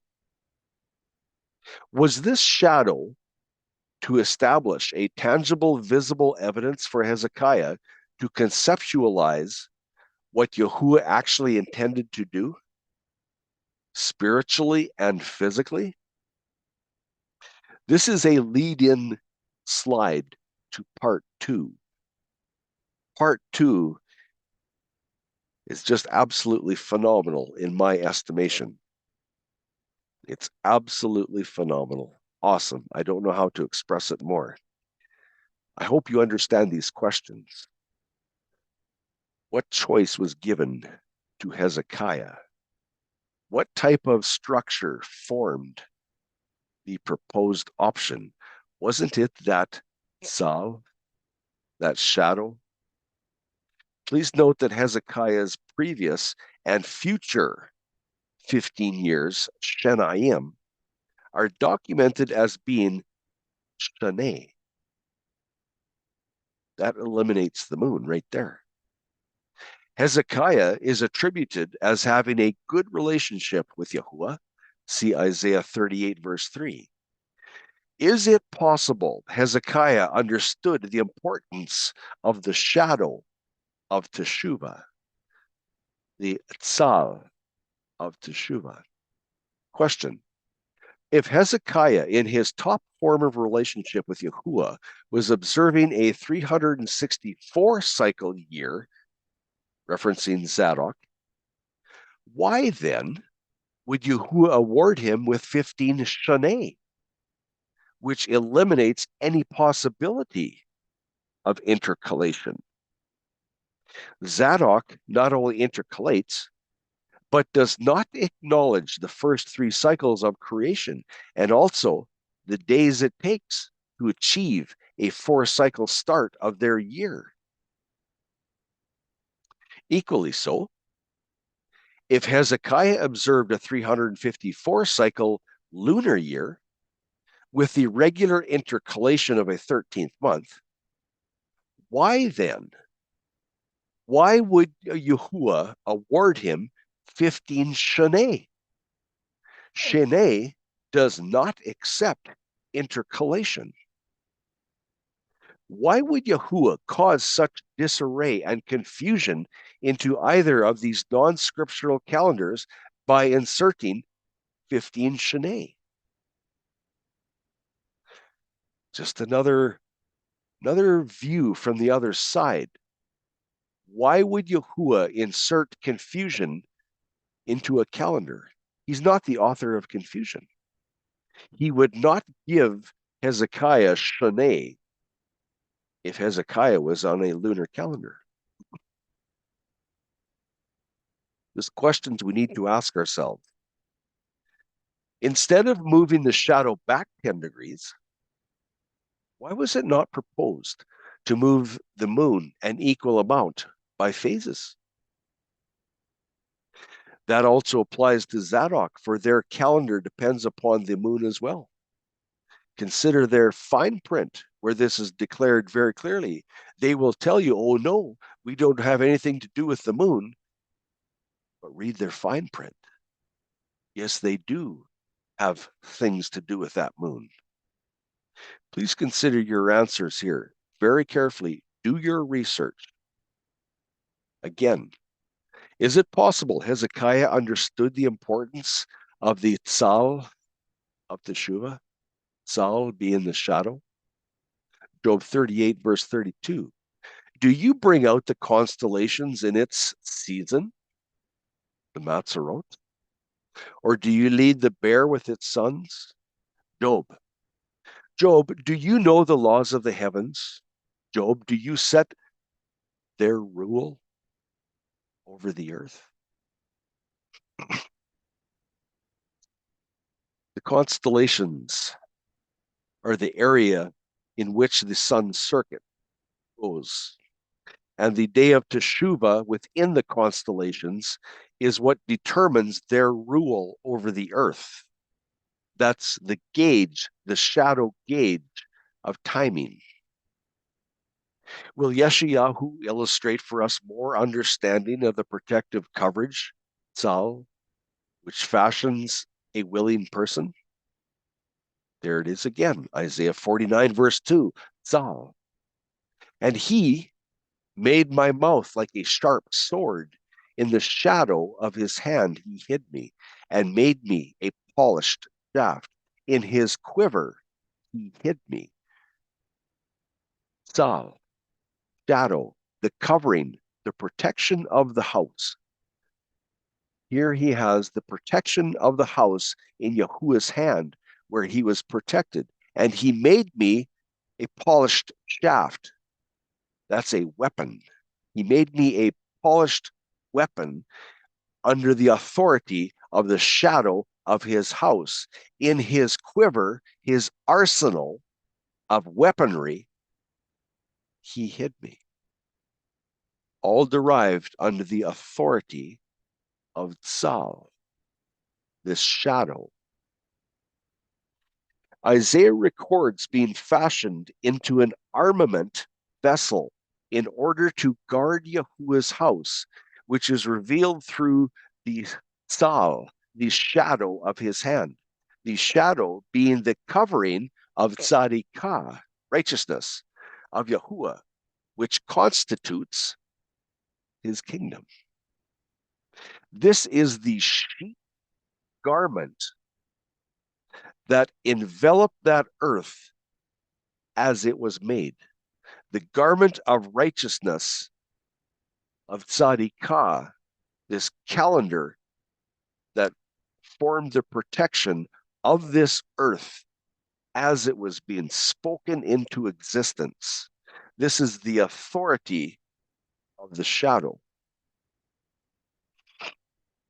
We have looked at numerous shadow usages. Now, just before wrapping up part one, let's get a bit more focused with this Tshoua, shadow. 2 Kings 20, verse 1. In those days, Hizkiyahu, or Hezekiah, was sick unto death, and Yeshayahu the prophet, son of Amoz, went to him and said to him, Thus saith Yahuwah, set your house in order, for you are going to die and not live. And he turned his face toward the wall and prayed to Yahuwah, saying, I pray to you, O Yahuwah, remember how I have walked before you in truth and with a perfect heart, and have done what was good in your eyes. And Hizkiyahu wept bitterly.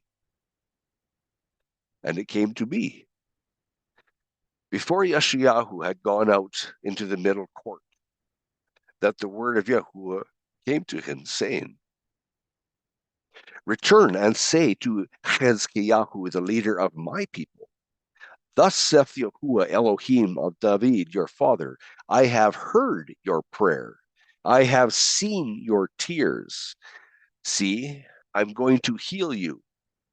On the third day, you go up to the house of Yahuwah.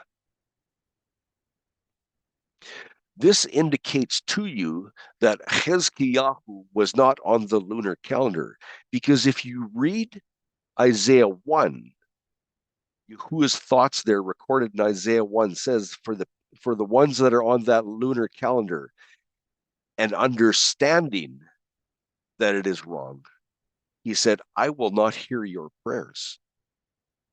Here, he reassured to Hizkiyahu, I have heard your prayer. That goes right in line with Yahuwah, with Hizkiyahu saying, I have walked before you in truth and with a perfect heart. Yahuwah recognized that. He says, I have heard your prayer. I have seen your tears. I am going to heal you. 2 Kings 20, verse 6. And I shall add to your days 15 shaneh, and deliver you, and this city from the land of the sovereign of Ashur, and shall defend this city for mine own sake, and for the sake of David, my servant. And Yeshayahu said, Tim, sorry, got muted by accident. Yep, no problem. We'll start this again. 2 Kings 20, verse 6. And I shall add to your days 15 shaneh, and deliver you and this city from the hand of the sovereign to Ashur, and shall defend this city for mine own sake, and for the sake of David my servant. Verse 7.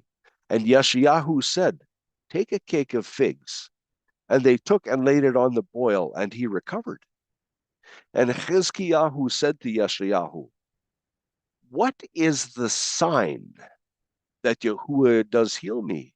and that I shall go up to the house of Yahuwah the third day. What is the sign? How do we understand this? What is the sign? Genesis 1, verse 14. And Elohim said, let there be lights in the firmament of the heaven to divide the day from the night, and let them be for signs, and for seasons, and for days, and for shenaim, years. Shenaim. Is it permissible for us to understand when Yahuwah had intentions of adding 5 extra civil cycles or days to his festal 360 cycle shenaim, or years, that he would naturally incorporate a sign which he commissioned in Genesis 1, verse 14, for the explicit purpose to regulate the Kodesh Shanaim, Kodesh years? Wouldn't he use a sign that regulates his years? Does it make sense to you? What about the Tzadi Lamed, the shadow that bears tremendous authority? Verse 9, and Yeshayahu said, this is the sign for you from Yahuwah, that Yahuwah does the word which he has spoken. Shall the tzal, the shadow, go forward 10 degrees, or shall go backward 10 degrees? Note, he didn't mention the sundial. He didn't mention the day. He didn't mention the month. He didn't mention the clothes that Chezkiyahu was wearing. It was the shadow. The authority was given by Yahuwah onto this shadow for Chezkiyahu to decide which direction it went. All authority was on this shadow, given to it from Yahuwah. Do you see the Lamed in Tzal? That Lamed is instruction or direction. That's what's in the shadow, in the Tzal. In part 2, we will begin by looking at the word elak and molut. Will this shadow aberration, will it please Yahuwah? Or will it be an abomination to him? And will this sundial incident positively identify the reason for application of a 365 cycle calendar? And will it identify the reason it's for? Can a 360-degree circuit be expanded and retain the original number of degrees? Can it retain the name Shane with 5 extra days in it? This week I was accused of not understanding intercalation and not accepting the 5 days of being intercalation. That was the accusation leveled to me. That's what's behind this question, everybody. Can a 360-degree circuit be expanded by 5 days and still retain the original number of degrees, which retains its authority without intercalation? Part 2's coming, and part 2 is absolutely astounding in my own estimation. I think you're going to enjoy it. I think you're going to be amazed at what is found.